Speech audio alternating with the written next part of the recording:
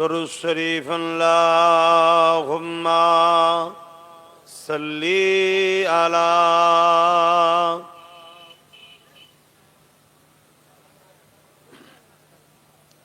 একটু সরে আসেন, না জায়গা দেন।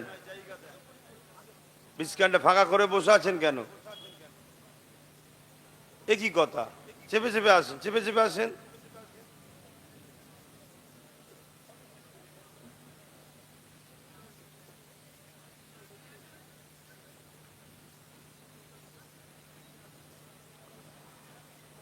أعوذ بالله من الشيطان الرجيم.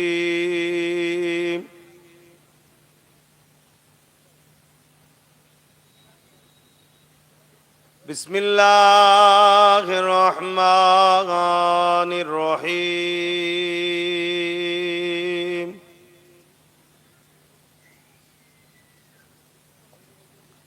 الحمد لله الحمد لله نحمده ونستعينه ونستغفره ونؤمن به ونتوكل عليه ونعوذ بالله من شرور أنفسنا ومن سيئات أعمالنا.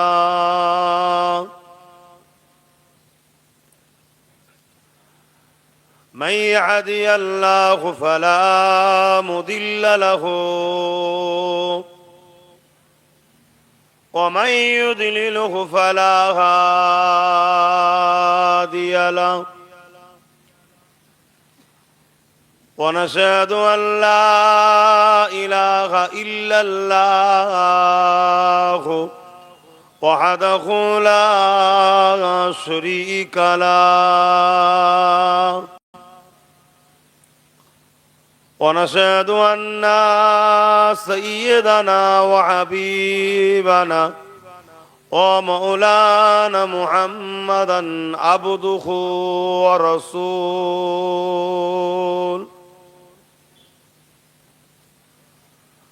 أما بعد فيا أيها الحاضرون رحمكم الله. قال الله تعالى في كلام المجيد والفرقان الحميد. إن الله وملائكته يصلون على النبي يا أيها الذين آمنوا صلوا عليه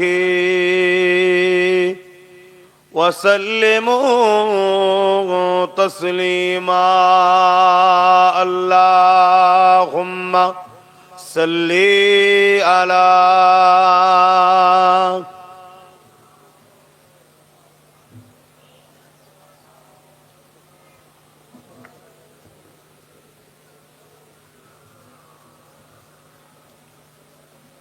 একটু জবান খুলে পড়েন আল্লাহুম্মা সাল্লি আলা।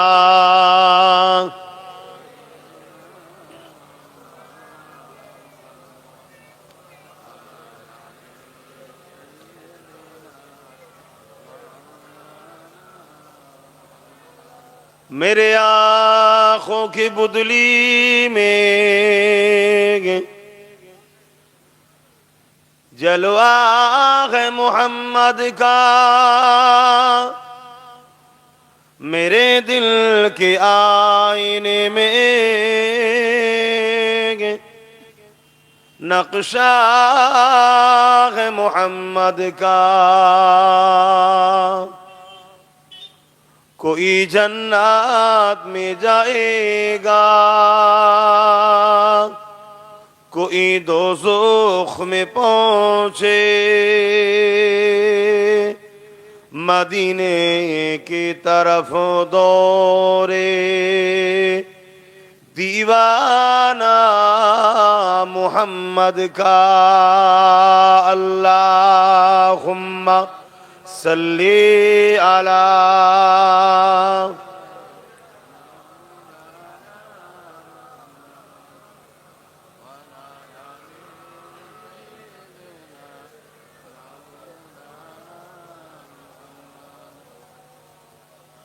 पैगंबरों का रोज़ा दिखा दे खुदाया, दरे मोदद से मिला दे खुदाया, शराबे मुहब्बत पिला दे खुदाया। पैगंबरों का रोज़ा दिखा दे खुदाया, अल्लाहुम्मा सल्ली अला।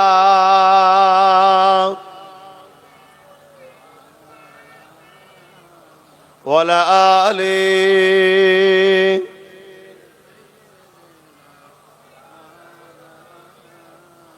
कलमे ला इलाहा इल्लल्लाह, ला इलाहा इल्लल्लाह, ला इलाहा, ला इलाहा इल्लल्लाह मुहम्मदुर रसूलुल्लाह। हस्बी रब्बी जल्लल्लाह, माफी क़ल्बी खैरुल्लाह, नूर मुहम्मद सल्लल्लाह, हक़ ला इलाहा इल्लल्लाह, ला इलाहा। আর একটু চেপে চেপে বসে যাবে, দেখেন যদি হয় দেখেন। কালেমে লা ইলাহা ইল্লাল্লাহ, লা ইলাহা, লা ইলাহা ইল্লাল্লাহ মুহাম্মাদুর রাসূলুল্লাহ। আল্লাহুম্মা সাল্লি আলা।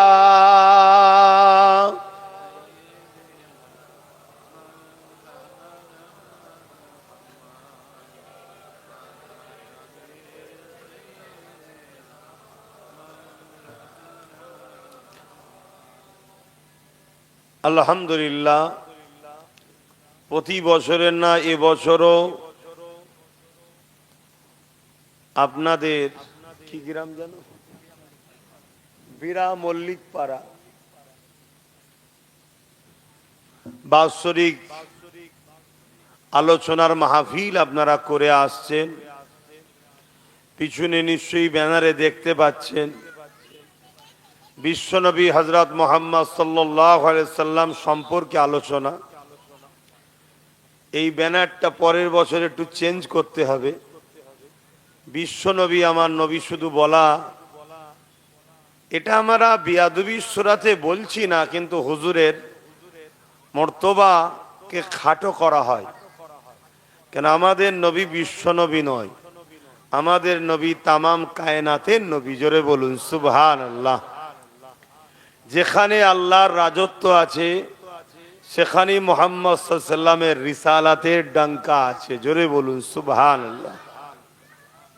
আমাদের নবী মুসা নবীর মতো নয়, আমাদের নবী ঈসা নবীর মতো নয়। তিনারাও সম্মানিত, তিনাদেরও জুতোর ধুলা আমার চোখে সুরমা হোক, কোন নবীর শানে যাররা পরিমাণ গোস্তাখি বিয়াদবি করলে ঈমান চলে যাবে। কিন্তু আমাদের নবী হলেন মুসা নবী, ঈসা নবী, সমস্ত নবীদেরও নবী। জোরে বলুন সুবহানাল্লাহ। তো যাক, তিনার সম্পর্কে আলোচনা খুব ভালো টপিক, এটাই হওয়া উচিত। সব জায়গায় এটাই হওয়া উচিত। কে মুহাম্মাদুর রাসূল সাল্লাল্লাহু আলাইহি সাল্লাম এ বিষয়ে আলোচনা হওয়া দরকার। তাহলে আমাদের মধ্যে অনেক উপকার হবে, অনেক লাভ হবে, এবং যা কিছু আমরা হারিয়েছি সবকিছু আবার পুনরায় ফিরে পাব। আজ আমাদের পতনের কারণ আমরা হুজুর পাক সাল্লাল্লাহু আলাইহি সাল্লামকে ভুলে গেছি। তাই না হয় মসজিদ তো বেড়েছে, নামাজিও বেড়েছে, দাঁড়িয়েও বেড়েছে, জলসাও বেড়েছে, ধর্মপ্রেমিক সবকিছুই বেড়েছে, শুধু সমস্যা একটা জায়গায়, হযরত প্রফেট মুহাম্মদ সাল্লাল্লাহু আলাইহি ওয়াসাল্লামকে আমরা ভুলে যাচ্ছি, চিনতে দিতে নাকি। তো যাই হোক, আজকে তিনার স্মৃতিতে ইসলাম ধর্মের একটা আলোচনা সভা। এই পৃথিবীতে অনেক ধর্ম আছে ভাই, যার ধর্ম, যার বিশ্বাস, যার আস্থা, যার ভক্তি, যার ভালোবাসা তার তার কাছে। এতে আমার কোনো পক্ষে বিপক্ষে কোনো আলোচনা নাই। কেন ইসলাম আমাদেরকে এ ইজাজত দেয়নি, এ অনুমতি দেয়নি অন্যের ধর্মের বিষয়ে বুড়া খারাপ কথা বলার। স্বাভাবিক, ওই সন্তানটা কোনোদিন পরের বাপ মাকে গালিগালাজ করতে পারে না যে সন্তান তার নিজের বাপ মাকে ভালোবাসে। কেন আমি যদি কারো বাপ মাকে গালিগালাজ করি, স্বাভাবিক পাল্টা সে আমার বাপ মাকে দেবে। তাহলে মূলত আমার বাপ মাকে গালি খাওয়ালো কে? আমি নিজেই। আমি যদি তাকে না বলতাম সে তো আমায় বলতো না। তাই ইসলাম আমাদেরকে কঠোরভাবে নিষেধ করেছে। আমার ধর্ম, হযরত প্রফেট মুহাম্মদ সাল্লাল্লাহু আলাইহি সাল্লাম তিনি বলেছেন, খবরদার কোন ধর্মের বিষয়ে তোমরা বুড়া ভালা ছোট বড় কথা বলবে না, নিষেধ করেছে। তবে আলহামদুলিল্লাহ আমরা ইসলাম নিয়ে বড় খুশি, বড় গর্বিত, বড় আনন্দিত। তাই খুশি বলি আলহামদুলিল্লাহ। আরো একটা কথা মনে রাখা দরকার, এই পৃথিবীতে আজ 700 কোটির উপরে মানুষ আছে। যত মানুষ এসেছে, যত মানুষ আসে, যত মানুষ আসবে, সবার কিন্তু শুরু একজন পুরুষ একজন নারী থেকে, একজন পুরুষ আর একজন নারী থেকে। সেই প্রথম পুরুষটার নাম হচ্ছে আদম আলাইহিস সালাম, আর প্রথম নারীটার নাম হচ্ছে মা হাওয়া আলাইহিস সালাম। এই আদম আলাইহিস সালাম হলেন মনুষ্য জাতির প্রথম বাবা, আব্বা, আর মা হাওয়া হলেন মনুষ্য জাতির প্রথম আম্মা। অর্থাৎ মুসলমান হোক, হিন্দু হোক, আদিবাসী হোক, সাঁওতাল হোক, মতুয়া হোক, খ্রিস্টান হোক, ইহুদি হোক, দুলে হোক, যেই হোক, মানুষ যে প্রত্যেকটা মানুষ, সবার প্রথম বাবার নাম হলো আদম আর প্রথম মায়ের নাম হলো হাওয়া। এই দিক দিয়ে আমরা সবাই মানুষ কিন্তু ভাই বোন। হিন্দুরাও আমাদের ভাই বোন, আদিবাসীরাও আমাদের ভাই বোন, দলিতরাও আমাদের ভাই বোন, মতুয়ারাও আমাদের ভাই বোন। এই দিক দিয়ে সবাই এক বাপ মায়ের ছেলে মেয়ে আমরা। তবে একটা জায়গায় পছন্দ যার যার তার তার কাছে। আমরা আলহামদুলিল্লাহ তাওহীদবাদী, রিসালাতবাদী, অর্থাৎ বাপ আদম মা হাওয়ার যে ধর্মের অনুসরণ ছিল সেটা আলহামদুলিল্লাহ আমরা করি, বলি আলহামদুলিল্লাহ। কেন বাপ আদম আলাইহিস সালাম একত্ববাদকে বিশ্বাস করেছে, তিনি এক স্রষ্টার উপাসনা করেছে। খালেক একজন, মালিক একজন। সূর্য, চাঁদ, পাহাড়, পর্বত এগুলো কারো উপাসনা বাপ আদম করেনি। এগুলোকে যিনি বানিয়েছেন সেই মালিক, সেই খালিক মহান আল্লাহর উপাসনা বাপ আদম করেছে। আলহামদুলিল্লাহ আজ লক্ষ লক্ষ বছর পরও আজকে আল্লাহ আমাদেরকে সেই তিনারই উপাসনা করার সুযোগ আল্লাহ দিয়েছে, তাই বলি আলহামদুলিল্লাহ। মা হাওয়াও তিনি এসেছিলেন জাজিরাতুল আরব, আমার নবীর দেশে, আর বাপ এসেছিলেন হিন্দুস্তান, এই ভারতবর্ষে। আপনারা খেয়াল করে দেখবেন পুরো পৃথিবীতে যত ধর্ম আছে একটা করেও স্যাম্পেল হলো ভারতবর্ষে আছে। পৃথিবীতে যত ধর্ম আছে ভারতবর্ষে স্যাম্পেল হিসাবে একজন হলেও আছে। কারণ এটাই, কেন প্রত্যেকটা মানুষের বাবার দেশ আব্বার দেশ হলো ভারতবর্ষ, তাই এদেশে সব রকম কোয়ালিটি রয়েছে। কেন এসব দাও? সিম্পল কাঠের চেয়ার বা প্লাস্টিকের হাত রাখার চেয়ার দিতে পারো না? আমি লম্বা মানুষ, এসব দিলে অসুবিধায় বসতে, একটু প্লাস্টিকের চেয়ার হলে হাতে ভর দিয়ে সোজায় বসা যায়। একটু হাত রাখা প্লাস্টিকের চেয়ার নিয়ে আসছেন, বড় বড় যেগুলো হয়। তো ভাইয়েরা আমার, কথাগুলো খেয়ে মন দিয়ে শোনেন, কেন এটা জানতে হবে। ধর্ম কখনো হিংসা শিখায় না, আর হিংসা কখনো ধর্ম হতে পারে না। ধর্ম কখনো জুলুম করা শিখায় না, জুলুমটা কখনো ধর্ম হতে পারে না। ধর্ম সর্বসময়। একবার দরুদ শরীফ আল্লাহুম্মা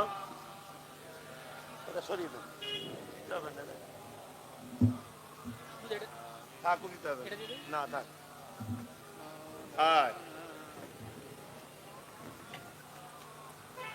এবার একটু জানতে আরাম হলো, ও যেন মনে হচ্ছে জান বেরিয়ে যাবার খাপ হচ্ছিল। কেন খুলতাম তো ঢুকে যাচ্ছি, আর লম্বা মানুষ এখানটা মুচকে গেলেই তো আর কথা বলতে কষ্ট হচ্ছে। আর সব সময় তো পা ঝুলিয়ে বসে হয় গাড়িতে নাই মেম্বারে, সব সময় তো এই হচ্ছে। তো ভাই আমি যে কথা বলছি, আমার আব্বা আমার ভাইয়েরা দূরে মা বোনেরা একটু মন দিয়ে শোনেন। কেন আজ আমাদের সবার আব্বা আদম আলাইহিস সালাম এই ভারতবর্ষে এসেছিলেন। আজকে সেই ভারতবর্ষ কিন্তু নতুন করে আবার ধ্বংসের দিকে যাচ্ছে। আর এই যে দেশের কথা প্রথমেই বলছি, জিনাল্লি আলোচনা, তিনি দেশকে প্রেম করা শিখিয়েছে। জোরে বলুন সুবহানাল্লাহ। তিনি নিজে নিজের মাতৃভূমির জন্য কেঁদেছেন। হযরত প্রফেট মুহাম্মদ সাল্লাল্লাহু আলাইহি ওয়াসাল্লাম, তিনি মক্কা তিনার মাতৃভূমি, তিনি মাতৃভূমির জন্য কেঁদেছেন। মাতৃভূমির ওপরে যে জুলুম, যে অত্যাচার, যে স্বৈরাচারী হতো, যে দুর্নীতি হতো, যেভাবে পাপাচার মক্কায় ভরেছিল, এখনো দেখে আমার রাসূলুল্লাহ বড় ব্যথিত হয়েছে। যখন তিনি ন্যায়ের পক্ষে, দেশ ও দেশবাসীর পক্ষে, মাতৃভূমির বাসীর পক্ষে মানুষকে যখন বাঁচাবার জন্য কথা বললেন, তখন ওই সময়ের জালিম স্বৈরাচারী যারা ছিল আমার রাসূলুল্লাহর উপরে অনেক অত্যাচার করেছেন। একদিন মহান স্রষ্টার হুকুমে আমার নবী পাক হিজরত করে ইয়াসরিবে চলে যাচ্ছিলেন। তখন বারবার দু কদম করে আগায় আর মাতৃভূমি মক্কার দিকে দেখে আর চোখের পানি ফেলে কাঁদে আর জবানে বলে, মক্কা আমি তোমায় ভালোবাসি। জোরে বলুন সুবহানাল্লাহ। তাই প্রত্যেকটা মুসলমান কে কি করছে আমি জানি না, তুমি যখন মুহাম্মদ সাল্লাল্লাহু আলাইহি ওয়াসাল্লামের অনুসারী বলছো, তোমাকেও হৃদয়ের মধ্যে জবানে কথা যেন থাকে, ভারতবর্ষ আমি তোমায় ভালোবাসি। কেন এটা তোমার আমার মাতৃভূমি। রাসূল হলেন আমাদের জন্য মডেল। তিনি যা করেছে আমাদেরকে সেটা করতে হবে। তিনি যা করতে বলেছেন সেটা আমাদেরকে অ্যাকসেপ্ট করতে হবে। তিনি যা নিষেধ করেছেন সেটা আমাদেরকে ছাড়তে হবে, তবেই হবে ভালো মুসলমান। মুসলমান তো অনেক, ইমানদার কথা আছে। ইমানদার তো ওই ব্যক্তি যে রাসূল পাক সাল্লাল্লাহু আলাইহি ওয়াসাল্লামের সুন্নতে জীবন গড়ে। সুন্নাত কাকে বলে? যেটা রাসূল করেছে। তা নবী নিজের মাতৃভূমিকে ভালোবেসেছে, আমাদেরকেও ভালোবাসতে হবে। তো ভাইয়েরা আমার, যে কথা বলছিলাম, বাপ আদম আলাইহিস সালাম ডাইরেক্ট জান্নাত থেকে এই হিন্দুস্তানে এসেছে। এই ভারতবর্ষে এসেছে, আমাদের আব্বাজানের পায়ের ছাপ এখনো রয়েছে। দেশ ভাগের পরে সেটা শ্রীলঙ্কায় পড়েছে, সেখানে বিশাল বড়, আমার মতো লম্বা হবে আমার বাপের পায়ের ছাপটা। এই যে পায়ের ছাপটা আমার মতো লম্বা হবে কেন? তিনি 60 হাত মানুষ ছিলেন, 7 নয়, 6 0 60, 60 হাত লম্বা ছিলেন আমাদের আব্বাজান। আর জান্নাতও আমরা যখন যাব সবাই 60 হাত করে লম্বা করা হবে, জোরে বলুন সুবহানাল্লাহ। তো যাই হোক, তো সেই হিসাবে আমাদের দেশে অনেক ধর্মের মানুষ বসবাস করে, যে যার ধর্ম, যে যার কর্ম, যার যেটা আছে পছন্দ তার কাছে, ওটা নিয়েও পক্ষে বিপক্ষে আমাদের কোনো আলোচনা নাই। কিন্তু দুঃখের বিষয়, একটা ষড়যন্ত্র চলছে। সেই ষড়যন্ত্র হলো ইসলামের বিরুদ্ধে একটা পরিকল্পনা তৈরি করা হচ্ছে, ইসলামকে টার্গেট করা হচ্ছে, ইসলামের বিরুদ্ধে প্রকাশ্য পুরো দেশ জুড়ে একটা ষড়যন্ত্র চলছে। আর সেই ষড়যন্ত্রের হাওয়া আমার বাংলায় কলিকাতার মতো জায়গাতে প্রকাশ্য লোক মিছিল করে জমায়েত হয়ে মিডিয়াতে বাইট দিচ্ছে যে ইসলাম মুক্ত বাংলা চাই, ইসলাম মুক্ত ভারত চাই।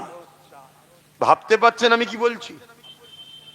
এত বড় কথা, যে কথাটা একদিকে সংবিধান বিরোধী, আর একদিকে বিভাজন, হিংসা এবং সম্প্রীতিকে নষ্ট করার একটা বিরাট বড় চক্রান্ত।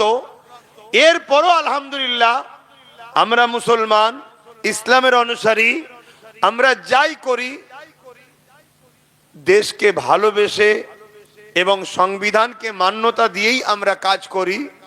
এবং আমার ইসলাম শিখিয়েছে, যদি কেউ অন্যায় করে সে দোষী, তার জন্য তার বাপ, তার মা, তার পরিবার, তার অন্য কেউ দোষী নয়। যে অন্যায় করবে সে দোষী।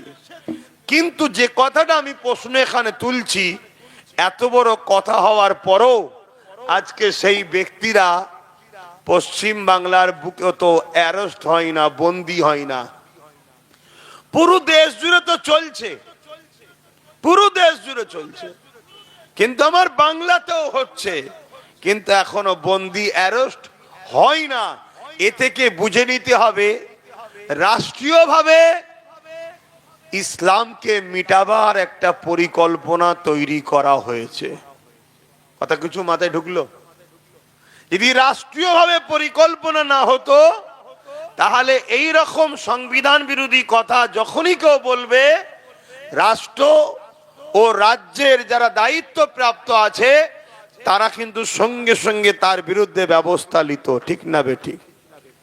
ইসলামের উপরে এত রাগ কেন? এবার চলে আসুন, ইসলামকে এত টার্গেট কেন? আমেরিকা ইসলামকে টার্গেট করে, ফ্রান্স ইসলামের নামে মিথ্যাচার করে, টার্গেট করে, ইংল্যান্ডের মসজিদে ঢুকে নামাজিদের উপরে গুলি করে হত্যা করা হয়, উত্তরপ্রদেশে বোলডুজার দিয়ে মাদ্রাসা ভাঙা হয়, আমার পশ্চিম বাংলায় দুর্গাপুরে বোলডুজার দিয়ে মাদ্রাসা ভাঙা হয়,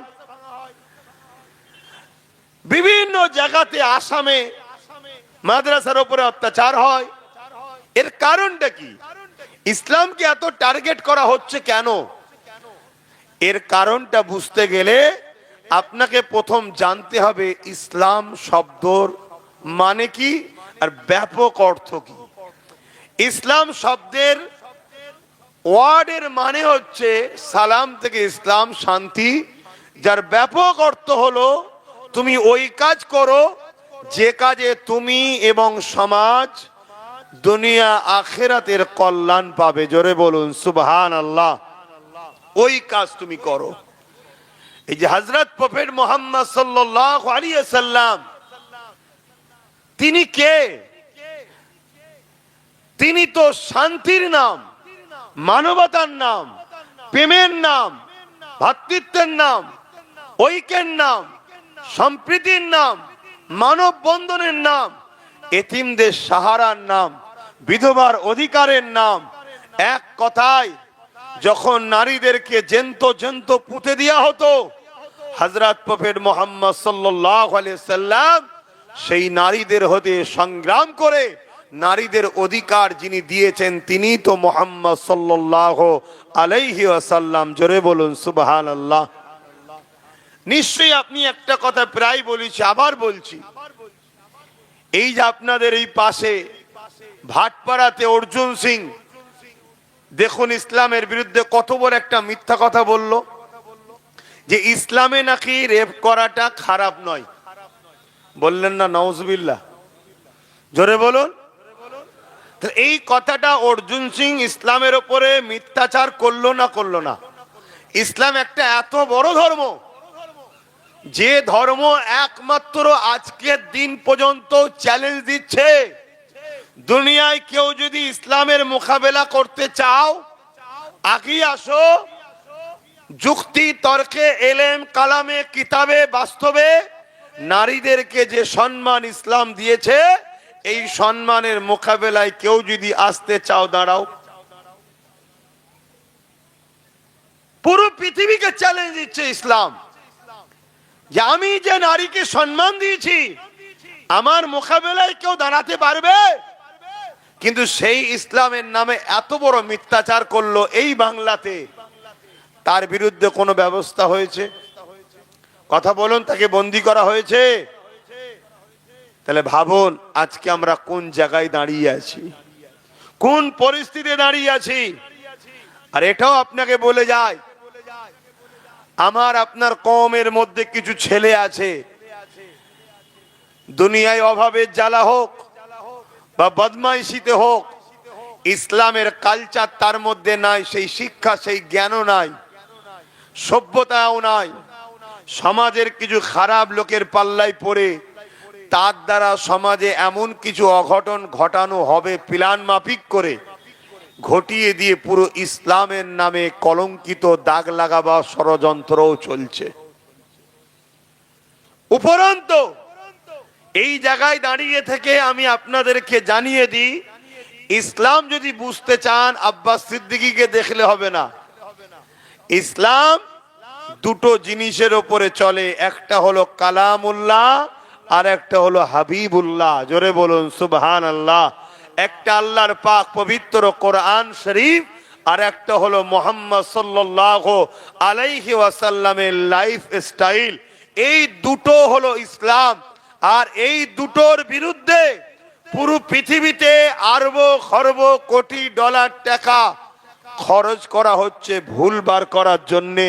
পুরো পৃথিবী 20 বছর 30 বছর 40 বছর ধরে রিসার্চ করার পর হাত তুলে দিচ্ছে, দিয়ে বলছে যে মোহাম্মদ রসুলেরও ভুল নাই আর কোরআনেরও ভুল নাই। জোরে বলুন সুবহানাল্লাহ, আরো জোরে বলুন সুবহানাল্লাহ। আজ পুরো আমেরিকা, পুরো ইউরোপ, দুনিয়া সুপার পাওয়ার, যারা সুপার পাওয়ার, যাদেরকে আমার ভারতবর্ষের বড় বড় নেতারা আব্বাজান বলে, আমার দেশের প্রাইম মিনিস্টারও যে আমেরিকাকে যে আব্বাজান বলে, সেই আমেরিকা ইসলামের বিরুদ্ধে লেগেছে, সেই ইউরোপ দুনিয়া ইসলামকে মিটাতে চেয়েছে। কিন্তু আলহামদুলিল্লাহ আজকে তারা দীর্ঘ 80-90 বছর ধরে ইসলামের বিরুদ্ধে লেগে লেগে লেগে লেগে আজকে তারা রিপোর্ট দিচ্ছে কি আগামী 40-45-এর মধ্যে ইউরোপ দুনিয়া আমেরিকা সহ সংখ্যা গুরু হবে ইসলাম। জোরে বলুন সুবহানাল্লাহ। মানুষ দলে দলে ইসলাম কবুল করছে। কারণ কি? 14 বছর 12 বছর 13 বছরের মেয়ে, এত অল্প বয়স, 12 বছর 13 বছর 14 বছর 15 বছর 16 বছরের মেয়ে, সে তার ইজ্জতকে নিজের বাবার হাত থেকে বাঁচাতে পারছে না। 15-16 বছরের মেয়ে, গর্ভের সন্তান, কার? নিজের বাবার, বাঁচাতে পারছে না। তারা কি করে বাঁচবে? আমেরিকা পারমাণবিক বোমা তৈরি করতে পারে, 10টা দেশকে হুমকি দিতে পারে, কিন্তু কারো সংসারকে জুড়তে পারছে না, কারো ইজ্জতকে রুখতে পারছে না, ক্রাইম বন্ধ করতে পারছে না, সন্ত্রাসী বন্ধ করতে পারছে না, দুর্নীতি বন্ধ করতে পারছে না, জুলুম বন্ধ করতে পারছে না, ধর্ষণ বন্ধ করতে পারছে না। তাই তাদের যুবক যুবতীরা, তারা তো জ্ঞানী শিক্ষিত, তারা রিসার্চ করছে কোন জায়গায় গেলে আমরা বাঁচবো।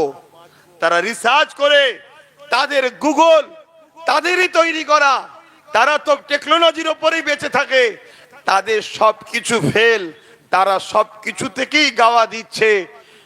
বাঁচতে যদি হয় আখেরি নবী প্রফেট মুহাম্মদ সাল্লাল্লাহু আলাইহি সাল্লামের জীবন আদর্শে জীবন গড়ো। জোরে বলুন সুবহানাল্লাহ। তারা আমার নবীকে রিসার্চ করছে, রিসার্চ করতে করতে তারা আমার নবীর দিবানা হচ্ছে। জোরে বলুন সুবহানাল্লাহ। আর উম্মতে মুহাম্মাদি, আমরা জন্মসূত্রে রাসূল পেয়েছি। বাপ মুসলমান, মা মুসলমান, দাদু মুসলমান, দাদি মুসলমান, আমরা রসুলকে রিসার্চ করা ছেড়ে দিয়েছি, নবী নিয়ে চর্চা করা ছেড়ে দিয়েছি। এজন্য আজ আমরা ধ্বংস হয়ে যাচ্ছি। আমাদের কালচারে আছে কি রসুল? বলুন, আমাদের কালচারে আছে কি রসুল? তাই তো আজ আমরা ধ্বংস হয়ে যাচ্ছি। আল্লাহ নবী, নূহ নবী, দয়া নবী আদর্শ কি ছিল? আমার নবী পাক পৃথিবীর জমিনে ইসলামের বাণী কি করে ছড়ালো? আমার নবী পাক তিনি একা মক্কা জমিনে তিনি বলে দিলেন লা ইলাহা ইল্লাল্লাহ আনা মুহাম্মদ রাসূলুল্লাহ। মক্কা জালিমা বুজুরুদবা সাইবাতে শুরু করে তারা সবাই আমার নবী পাকের জানে দুশমন হয়ে গেল। এই রাসূলুল্লাহ একা মক্কা থেকে শুরু করেছে, মদিনা থেকে শুরু করেছে, 23টা বছরে তাম পৃথিবীর জমিনে নাই সত্য, সাম্য, শান্তি, ভ্রাতৃত্ব, ভালোবাসা, ইসলামের বাণী আমার নবী পৌঁছে দিয়েছে। কি করে পারলো? তরোয়াল দিয়ে, অস্ত্র দিয়ে, জোর দেখিয়ে? আরে জোর দেখিয়ে একটা ব্যক্তি কি করে পারবে? না, আমার নবী তো পৃথিবীকে জয় করেছে উসওয়াতুন হাসানা, উত্তম আখলাক চরিত্র দিয়ে। জোরে বলুন সুবহানাল্লাহ। উত্তম ব্যবহার দিয়ে, উত্তম প্রেম দিয়ে, উত্তম আখলাক দিয়ে আমার রাসূল পাক সাল্লাল্লাহু আলাইহি ওয়াসাল্লাম পুরো পৃথিবীকে জয় করেছে। তাই তো আল্লাহ কোরআনে বললেন লাকাদ কানা লাকুম ফি রাসূলিল্লাহি উসওয়াতুন হাসানা।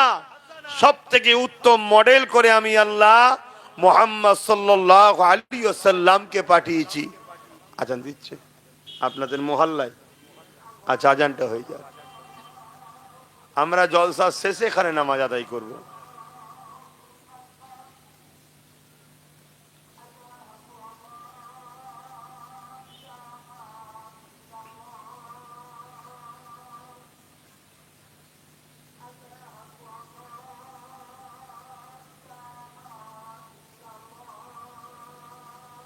আশহাদু আল্লা ইলাহা ইল্লাল্লাহ।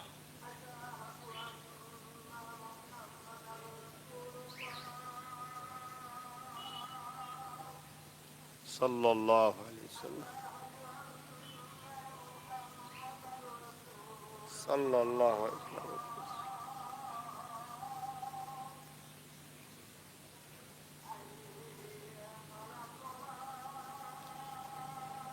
লা হাওলা ওয়ালা কুওয়াতা ইল্লা বিল্লাহ।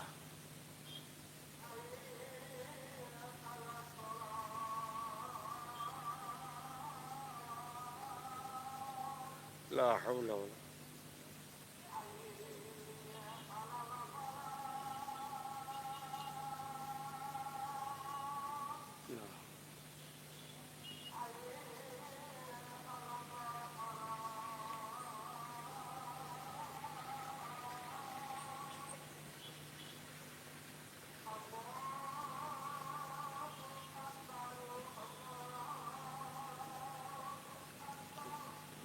আল্লাহু আকবার, আল্লাহু আকবার।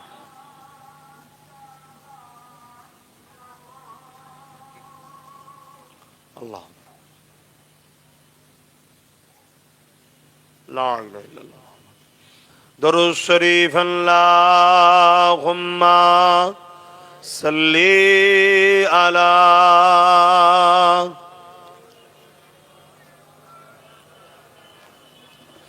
ওয়ালা আলি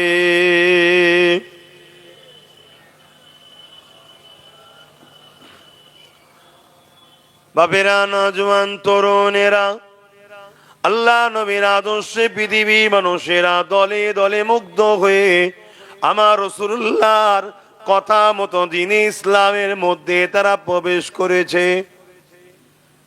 এ নওজোয়ানেরা, আল্লাহ নবী, নবী, দয়া নবী এই জমিনের ওপরে যখন নারীদের ওপরে জুলুম হতেছিল, আল্লাহ নবী নারীর বাবাগুলোকে বলতে লেগেছে, কেন তোমরা জেন্ত মহিলাগুলোকে পুঁতে দিচ্ছ? তারা বলতে লাগলো, মুহাম্মদ, এ নারীদের বাঁচার কোনো অধিকার নাই। কেন? নারী হলো অশুভ, নারীর জন্য কল্যাণ আসে না, এই নারীদের বাঁচার কোনো অধিকার নাই। এ মায়ের জাতেরা, মন দিয়ে শোনে, এই জমিনের ওপরে কে মর্যাদা তোমাদের ফিরিয়ে দিয়েছে? এই জমিনের ওপরে আজ থেকে ১৫০০ বছর আগে নারীদেরকে বাজারে নিলামে তোলা হতো, এমন করে কেনা বেচা হতো আলো পটলের মতো। বাপেরা জেন্ত পুঁতে দিত তাদেরকে। মহান রব্বুল আলামিনের পাঠানো মুহাম্মদ সাল্লাল্লাহু আলাইহি ওয়াসাল্লাম তিনি জমিনের উপরে নারীর বাবাদেরকে বুঝাতে লাগলেন, না না, যিনি পুত্র সন্তান দেয় তিনি কন্যা সন্তান দেয়, নারী অশুভ নয়।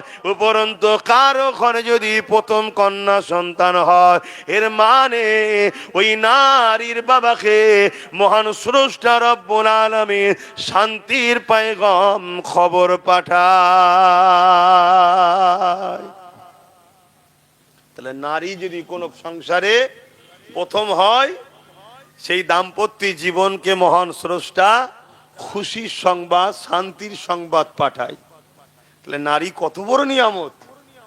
কিন্তু এটা ১৫০০ বছর আগে পৃথিবীর কেউ বলেছে? বলুন, ভাবতে হবে। আর আজকে ১৫০০ বছর আগে সেই ইসলামের বিরুদ্ধে এত মিথ্যাচার, যে এত জঘন্যতম একটা পাপ, যে পাপের শাস্তি ইসলাম কি দিয়েছে? যদি কোনো পুরুষ কোন নারীকে ধর্ষণ করে, ইসলাম তার শাস্তি কি দিয়েছে? মৃত্যুদণ্ড, গলা পর্যন্ত পুঁতে দাও, পাথর নিক্ষেপ করে করে মারো তাকে, সবাই মারতে মারতে মেরে ফেলো। কেন? যে মায়ের জাতের সম্মান দিতে পারে না, সে পুরুষ সুরাতে একটা দুপায়ে পশু ছাড়া অন্য কিছু নয়। অতএব এই পশুর বেঁচে থাকার অধিকার নেই। এটা ইসলাম নারীদেরকে মর্যাদা দিয়েছে। ইসলামের আইন ধর্ষকদের জন্য মৃত্যুদণ্ড। আর আজকে ইসলামের বিরোধী করছে কারা? যাদের নিজেদের চরিত্র ঠিক নেই, তারা ইসলামের বিরোধী করছে। আজকে খেয়াল করে দেখুন, যে যে রাজ্যে বিজেপি শাসন চলছে, তার মধ্যে অনেকে রয়েছে ক্যান্ডিডেট হয়ে আছে, পদ পেয়ে আছে, যাদের নামে অলরেডি ধর্ষণের মামলা চলছে। খেয়াল করে দেখুন, আমার রাজ্য তো, আমার তিলোত্তমা বোন এতদিন হয়ে গেল রেপ হয়েছে, জানেন তো না? ভুলে গেছেন? আজকে সেই রেপিস্টদের শাস্তি না দিয়ে রাজ্য সরকার কোটি কোটি টাকা খরচ করছে রেপিস্টদের বাঁচাবার জন্য, সুপ্রিম কোর্টে কেস চালাচ্ছে। এরা আবার ইসলামের বিরোধী করে। তাহলে বলুন, ইসলামের বিরোধী যারা করবে, তাদের বিরুদ্ধে সত্য কথাটা বলা দরকার আছে না নাই? আওয়াজ দিয়ে বলুন, দরকার আছে না নাই? তো ভাইরা আমার, আল্লাহ রসুল বললেন, কারো ঘরে যদি দুটো কন্যা সন্তান হয়, কটা? দুটো। আর ওই দুই কন্যা সন্তানের বাবা দুটো সন্তানকে যদি বুঝা না মনে করে, নারী হয়েছে বলে অবহেলা না করে, আল্লাহ দিয়া নিয়ামত মনে করে, তাকে খুশি করে, আদর করে, লালন পালন করে, ভালোবাসা দিয়ে বড় করে তুলে যদি বিবাহ দিয়ে দেয়, আল্লাহ নবী বলছেন, ওই দুই কন্যার বাবা যে নারীকে মহব্বত করে তার কন্যা সন্তানকে লালন পালন করে বড় করলো, আমি রাসূলুল্লাহ ওই বাপকে কিয়ামতের দিন শাফাআত করে জান্নাতে নিয়ে যাব। জোরে বলুন সুবহানাল্লাহ। পুরুষের বেলায় কিন্তু এ খবর দেয়নি যে পুত্র সন্তান হলে শাফাআত করব, এ কথা কিন্তু রাসূল বলেনি। কেন? নারী মায়ের জাত বড় দুর্বল হয়, বড় কমজোর হয়, বড় অসহায় হয়। তাই তাটা ভালোবাসার জিনিস, সেটা সম্মান দিবার জিনিস। তাই ইসলাম কি সম্মান দিচ্ছে দেখো। আল্লাহ নবী আরো একটু আগিয়ে গিয়ে বললেন, কারো ঘরে যদি পরপর 3টে কন্যা সন্তান হয়, ওই 3 কন্যার বাবা যদি ওই 3টে কন্যাকে বুঝা না মনে করে, অবহেলা না করে, লালন পালন করে তার যদি বিবাহ দিয়ে দেয়, আমি রসুল পাক সাল্লাল্লাহু আলাইহি ওয়াসাল্লাম বলছি 3 কন্যার বাবা আর আমি রাসূলুল্লাহ, মন দিয়ে দেখুন, দুটো আঙুল পাশাপাশি দেখাচ্ছে, আল্লাহর জান্নাতে পাশাপাশি থাকবো। জোরে বলুন সুবহানাল্লাহ। এই কথা যখনই বলেছে, এক সাহাবী রাসূলের অনুসারী ওখানে বসেছিলেন, তিনি বলতে লাগলেন, হুজুর আমার তো একটি কন্যা, তাহলে এই নিয়ামত থেকে আমি বঞ্চিত হয়ে গেলাম। আল্লাহ রসুল বললেন, না, তোমাকেও বলছি তুমি তোমার কন্যাকে ভালোবাসো, তাকে আদর করো, তাকে মমত মায়া দাও, ভালোবাসা দাও, বাপের প্রেম দাও, তাকে লালন পালন করে বড় করো। আমি রাসূলুল্লাহ বলছি তোমাকেও জান্নাতে নিয়ে যাবো। জোরে বলুন সুবহানাল্লাহ। তাহলে ইসলাম নারীদেরকে কত সম্মান দিয়েছে। এক যুবক এসে বলছে, হুজুর আমার উপরে সব থেকে বেশি কার হক? আল্লাহ নবী বললেন, তোমার মায়ের।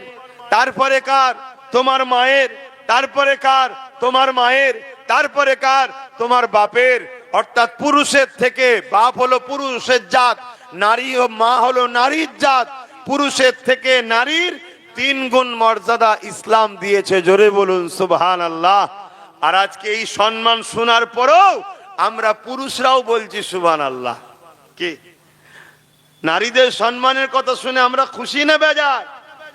আমাদেরকে রাসূল এই ট্রেনিংটা দিয়েছে। মুসলমান ইমানদার কখনো নারীকে অবহেলা করতে পারে না, তুচ্ছ তাচ্ছিল্য করতে পারে না। আরো একটা কথা শুনুন, পৃথিবীতে শ্রেষ্ঠ পুরুষ কে? বলুন, পৃথিবীতে শ্রেষ্ঠ পুরুষ কারা? আল্লাহ নবী শ্রেষ্ঠ পুরুষের বিবেচনা করাটাও নারীর হাতে দায়িত্ব দিয়েছে। কি? আল্লাহ নবী বলছেন, যার স্ত্রী বলবে যে আমার স্বামী ভালো, সে হলো পৃথিবীর শ্রেষ্ঠ পুরুষদের কাতারে। জোরে বলুন সুবহানাল্লাহ। আজকে সেই ইসলামের উপরে কত বড় চক্রান্ত চলছে, আপনারা বুঝছেন আমি কি বলছি? এর জন্য দোষী কারা? আমরা দোষী। আমরা সেই রাসূলের আদর্শে আদর্শিত নই।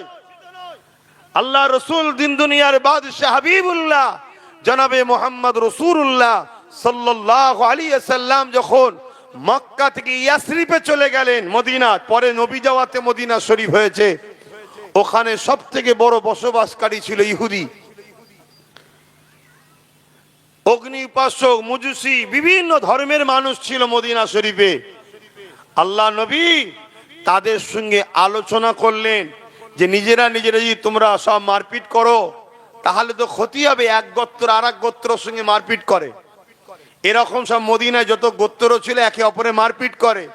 আল্লাহ নবী সব গোত্রকে ডাকলেন, ডেকে তাদের মধ্যে ভাইচারা তৈরি করলেন, বিভিন্ন ধর্মের মানুষের সঙ্গে বিভিন্ন ধর্মের মানুষের বন্ধুত্ব তৈরি করে দিলেন, দিয়ে ভাইচারা করে দিয়ে আল্লাহ নবী বললেন, একটা রাষ্ট্র কায়েম করো, যে রাষ্ট্র কায়েম হলে তবে তোমরা দুনিয়াতে বিজনেস করতে পারবে, দুনিয়াতে তোমাদের ফোকাস তৈরি হবে। সবকিছু রাসূল শিক্ষা দিলেন। দিবার পরে তারা বলতে লাগলো যে হুজুর সবই ঠিক আছে, কিন্তু এই রাষ্ট্রের প্রধান কে হবে? আল্লাহ নবী বললেন, তোমাদের মধ্যে থেকে তোমরা একে অপরের মধ্যে থেকে ঠিক করো কে হবে। তখন সবাই বলল, না, আপনার মতো মানুষ থাকতে আমরা অন্য কাউকে রাষ্ট্রপ্রধান মানব না, আপনি হবেন আমাদের রাষ্ট্রের প্রধান। জোরে বলুন সুবহানাল্লাহ। আজকে সেই নবীর উম্মত, আজকে আমরা কি করছি দেখুন। আল্লাহ তো আমাদেরকে প্রতিনিধিত্ব করতে পাঠিয়েছে, আমরা তো সমাজের ভুকা মানুষকে খানা খাওয়াতে এসেছি, আমরা নিজেরাই ভিখারি হয়ে বসে আছি। কেন ভিখারি হলাম? নিজের জায়গা ছেড়ে দিয়েছি বলে। তাই আমরা সমাজে নারীদের অধিকার দিতে এসেছি, আর আজকে আমরা তাদের পতাকা নিয়ে ঘুরি যারা নারীদেরকে ভোগের পাত্রী বানাচ্ছে। এ উম্মতে মুহাম্মাদি, কিয়ামতের দিনের জবাব কিন্তু আল্লাহর কাছে দিতে হবে। আমি রিসেন্ট দেখছিলাম সোশ্যাল মিডিয়ায়, এক বাবা বলছে, আরে নারী তো খেলা করার জিনিস, মজা করার জিনিস। আমার ভারতে বলছে, আমার ভারতবর্ষে বলছে, এক বাবা ধর্মগুরু বলছে, তারা আবার ইসলামের সমালোচনা করে। এর বিরুদ্ধে কোন মিডিয়াতে হই হই হবে না। এর বিরুদ্ধে কোনো মিডিয়াতে ঘন্টা খানেক একটা প্রতিবাদ বা কিছু আলোচনা হবে না, হবে ওই মুসলিম সমাজের সেজে কিছু কলঙ্কিত ছেলে আমাদের মধ্যে আছে, তাদের দ্বারা কিছু তথাকথিত রাজনীতির নেতারা তাদের রাজনীতি রুটি শাকার জন্য ভুল কাজ করাবে, সেইটা নিয়ে হই হই হবে। আমার কথা আপনাদের অসুবিধা হচ্ছে? ভালো ধরে বোঝেন তো ভাইরা আমার। আল্লাহ আমাদেরকে কেন পাঠিয়েছে? আমাদেরকে এই জমিনের উপরে অন্যায় মুক্ত সমাজ গড়ার জন্য পাঠিয়েছে, মদ মুক্ত সমাজ গড়ার জন্য পাঠিয়েছে। আজকে মদের কারণে কত ক্রাইম হচ্ছে, কত অ্যাক্সিডেন্ট হচ্ছে, কত পরিবার ধ্বংস হয়ে যাচ্ছে এই মদের কারণে। এই মদ মুক্ত করার জন্য আল্লাহ আমাদেরকে উম্মতে মুহাম্মাদি করে পাঠিয়েছে। আর আজকে আমরা কি করছি? মাতাল সরকারের পিছনে ঘুরে বেড়াচ্ছি। তাহলে বলুন, আল্লাহ আমাদের উপরে নারাজ হবে না হবে না? আর আল্লাহ যখন নারাজ হবে, চারিদিক দিয়ে মার খেতে হবে। যার জন্য লড়াই করলাম তার হাতেও মার খাচ্ছি, আর যার বিরুদ্ধে লড়াই করেছি সে তো মারবেই। চারিদিক দিয়ে মার খেতে হবে। এখনো সময় আছে, আমার রাসূলুল্লাহ সুন্নাতে জীবন গড়ুন।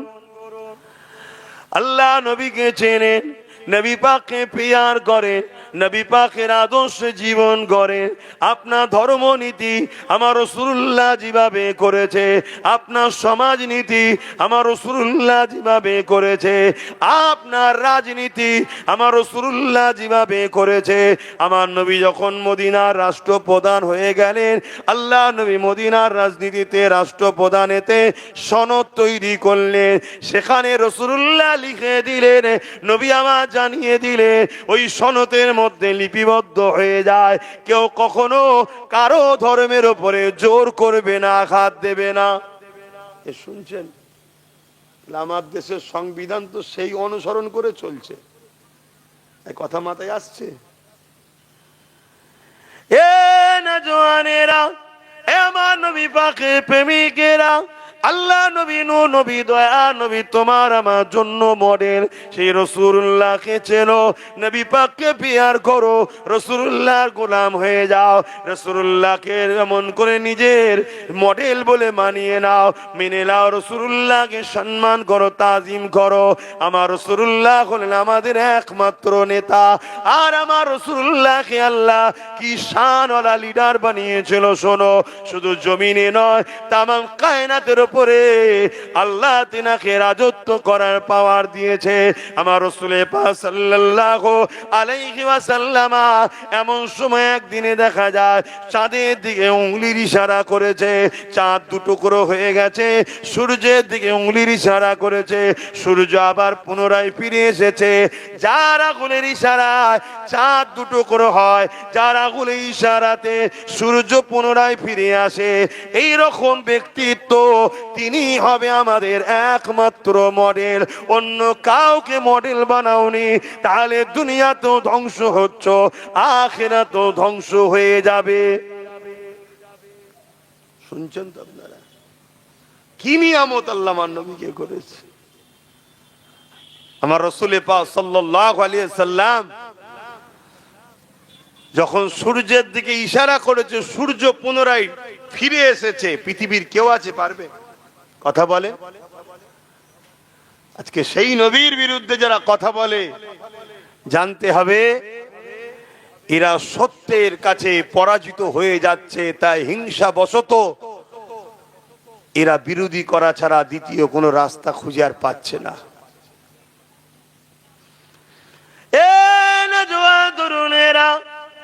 এই জমিনের উপরে রোম থেকে শুরু করে, পারস্য থেকে শুরু করে এই জমিনের উপরে নানা রকম অত্যাচার জুলুম হতো। এমনকি মক্কাতে একটা মেলা হতো, কাজের মেলা।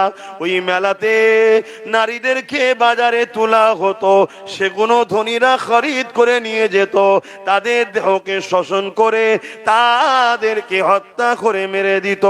আল্লাহ নবী এর বিরোধী করলো, নারী জাতকে সম্মান দিবার কথা যখন বলল, এই কারবারে ব্যবসা যারা করত তখনকার সময়ে তারা ক্ষমতার আসনে বসেছিল, তারা এমন করে দেখা যায় আল্লাহ রাসূলুল্লাহর বিরোধী করতে শুরু করলো।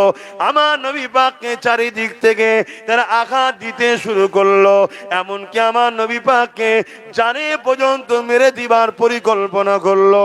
তাই আমার নবী পাক লোকালয় ছেড়ে দিয়ে পাহাড়ে চলে গেলে, ওই পাহাড় থেকে এসে মানুষকে বুঝাতে আবার পাহাড়ে চলে যেতে। এ যুবকেরা, তরুণেরা, বাপেরা, আর সমাজে কিছু ব্যক্তি বেরিয়েছে, তারা আজকে আমার রাসূলুল্লাহর বিরোধী করতে লেগেছে। এমন একটা ব্যক্তি সমাজের মধ্যে বিরোধী করছে, কিছুদিন পরে দেখা যাচ্ছে তারাও আজকের দিনে সেই দিনে আবু জেহেল, উতবা, সাইবা যা করেছে, নারীদের দেহ বেশ শোষণ করত, নারীদেরকে নিলামে তুলতো, বিক্রি করত, আজকের দিনেও দেখা যাচ্ছে এরাও সেই কাজের মধ্যে জড়িত হয়ে রয়েছে। নিশ্চয় আপনারা সোশ্যাল মিডিয়ায় দেখছেন, কোন এক বাবা বেরিয়েছিল, বড় বড় কথা বলছিল ইসলামের বিরুদ্ধে। দেখেন না যে মুসলমানদের তো আমি টেনশন দিতে এসছি, দাড়িওয়ালা টুপিওয়ালাদের টেনশন দিতে এসছি। লাস্টে দেখা যাচ্ছে সেই বাবারই আড্ডাখানা যেখানে থাকে সেটা খোঁজ নিয়ে দেখা যাচ্ছে নাবালিক সব বাচ্চা ভর্তি, তাদের দিয়ে নোংরা কাজ করাতো, এই সব ধান্দা ইনকাম করাতো। দেখছেন, ঠিক ইসলামের বিরোধী সেইগুলোই করছে যারা কোনো না কোনো এরকম শয়তানি পাপাচার কাজে জড়িয়ে আছে। তাদের ভয় হচ্ছে ইসলামের আলোতে আমাদের 2 নম্বরই ধান্দানা বন্ধ হয়ে যায়, তাই তারা ইসলামকে মিটাতে চাইছে। কিন্তু আমাদের কি দায়িত্ব নয় ইসলামের পক্ষে দাঁড়িয়ে ইসলাম বিদ্বেষীদের মোকাবেলা করা? দায়িত্ব আছে না নাই? এই মোকাবেলাটা কিভাবে করবেন? এই মোকাবেলাটা কিভাবে করবেন? সর্বপ্রথম মোকাবেলা হলো আমি ইসলামের আদর্শে জীবন গড়ব। ইসলাম যে খাদ্যকে অপছন্দ করে আমি সে খাদ্য খাবো না। ইসলাম ঘুষকে অপছন্দ করে, আমি ঘুষ দেবো না, ঘুষ লবো না। ইসলাম নেশাকে অপছন্দ করে, আমি নেশা জাতীয় দ্রব্য বিক্রি করব না, নেশা জাতীয় দ্রব্য খাবো না। ইসলাম যেগুলোকে অপছন্দ করেছে সেগুলোকে ত্যাগ করতে হবে, যেগুলোকে বাস্তব ইসলাম পছন্দ করে সেগুলোকে জীবনের মধ্যে আনতে হবে। প্রথমে যদি নিজে ইসলামের রঙে রঙিন হই, তাহলে দেখবেন এমনি এমনি হাজারো জালিম শেষ হয়ে যাবে। প্রথম কাজ হলো এটা। দ্বিতীয় কাজ হলো আমার নবী, সাহাবা, হুজুররা যেভাবে জালিমদের বিরুদ্ধে লড়াই করেছে আমাদেরকেও লড়াই করতে হবে না? হবে না? আওয়াজ দিয়ে বলুন, করা দরকার আছে না নাই? আর এখানেও একটা কথা বলে যায়, মনে রাখবেন, আমার রাসূলুল্লাহ কোনোদিন কোন ধর্মের বিরুদ্ধে লড়াই করেনি, এটা মাথায় রেখে দেবেন। আমার রাসূলুল্লাহ টোটাল লাইফে অনেক কটা লড়াই রাসূলুল্লাহ করেছেন, একটা লড়াই রাসূলুল্লাহ করেনি কোন ধর্মের বিরুদ্ধে। রাসূলুল্লাহ যতগুলো লড়াই করেছে জালিমের বিরুদ্ধে, মজলুমের পক্ষে, জোরে বলুন সুবহানাল্লাহ, গরিবের পক্ষে, এতিমের পক্ষে, বিধবার পক্ষে, অসহায়ের পক্ষে, মজলুমের পক্ষে দাঁড়িয়ে রাসূল লড়াই করেছে। সন্ত্রাস, জালিম, অত্যাচারী, মানবতা বিরোধী যারা, তাদের বিরুদ্ধে রাসূলুল্লাহ লড়াই করেছে। তাহলে আমাদের এই লড়াইয়ের দরকার আছে না নাই? লড়াই করতে হবে। আজকে আমরা অনেকে মনে করি আমি ভালো কাজ করি জান্নাতে চলে যাব। ভালো কাজ শুধু করে জান্নাতে যাওয়া যাবে না, অন্যায়ের বিরুদ্ধে লড়াই করতে হবে, ভালো কাজ করতে হবে। দুটো কাজ আল্লাহ দিয়েছে, কুনতুম খায়রা উম্মাতিন উখরিজাত লিন-নাস তা'মুরুনা বিল মা'রুফ ওয়া তানহাউনা আনিল মুনকার। শুধু ভালো কাজ করো আল্লাহ বলে রে, ভালো কাজ যেমন করতে হবে অন্যায়কে মিটাতেও হবে। এর নাম হলো ইসলাম। জোরে বলুন সুবহানাল্লাহ। কথা মাথায় ঢুকছে? আজকে একসাথে আমরা প্রতিবেশী, ধরুন 50-60 বছর ধরে কম বেশি আছেন তো নাকি আশপাশে একসাথে?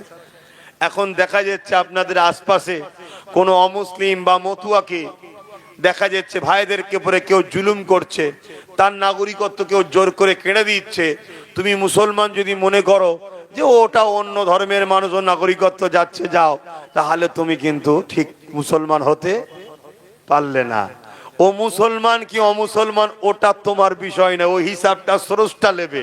কিন্তু মানুষ তোমার স্রষ্টা সৃষ্টি, সে বিপদে পড়েছে, তাকে তোমার সাথ দিতে হবে, এটা ইসলাম শিখাচ্ছে। জোরে বলুন সুবহানাল্লাহ।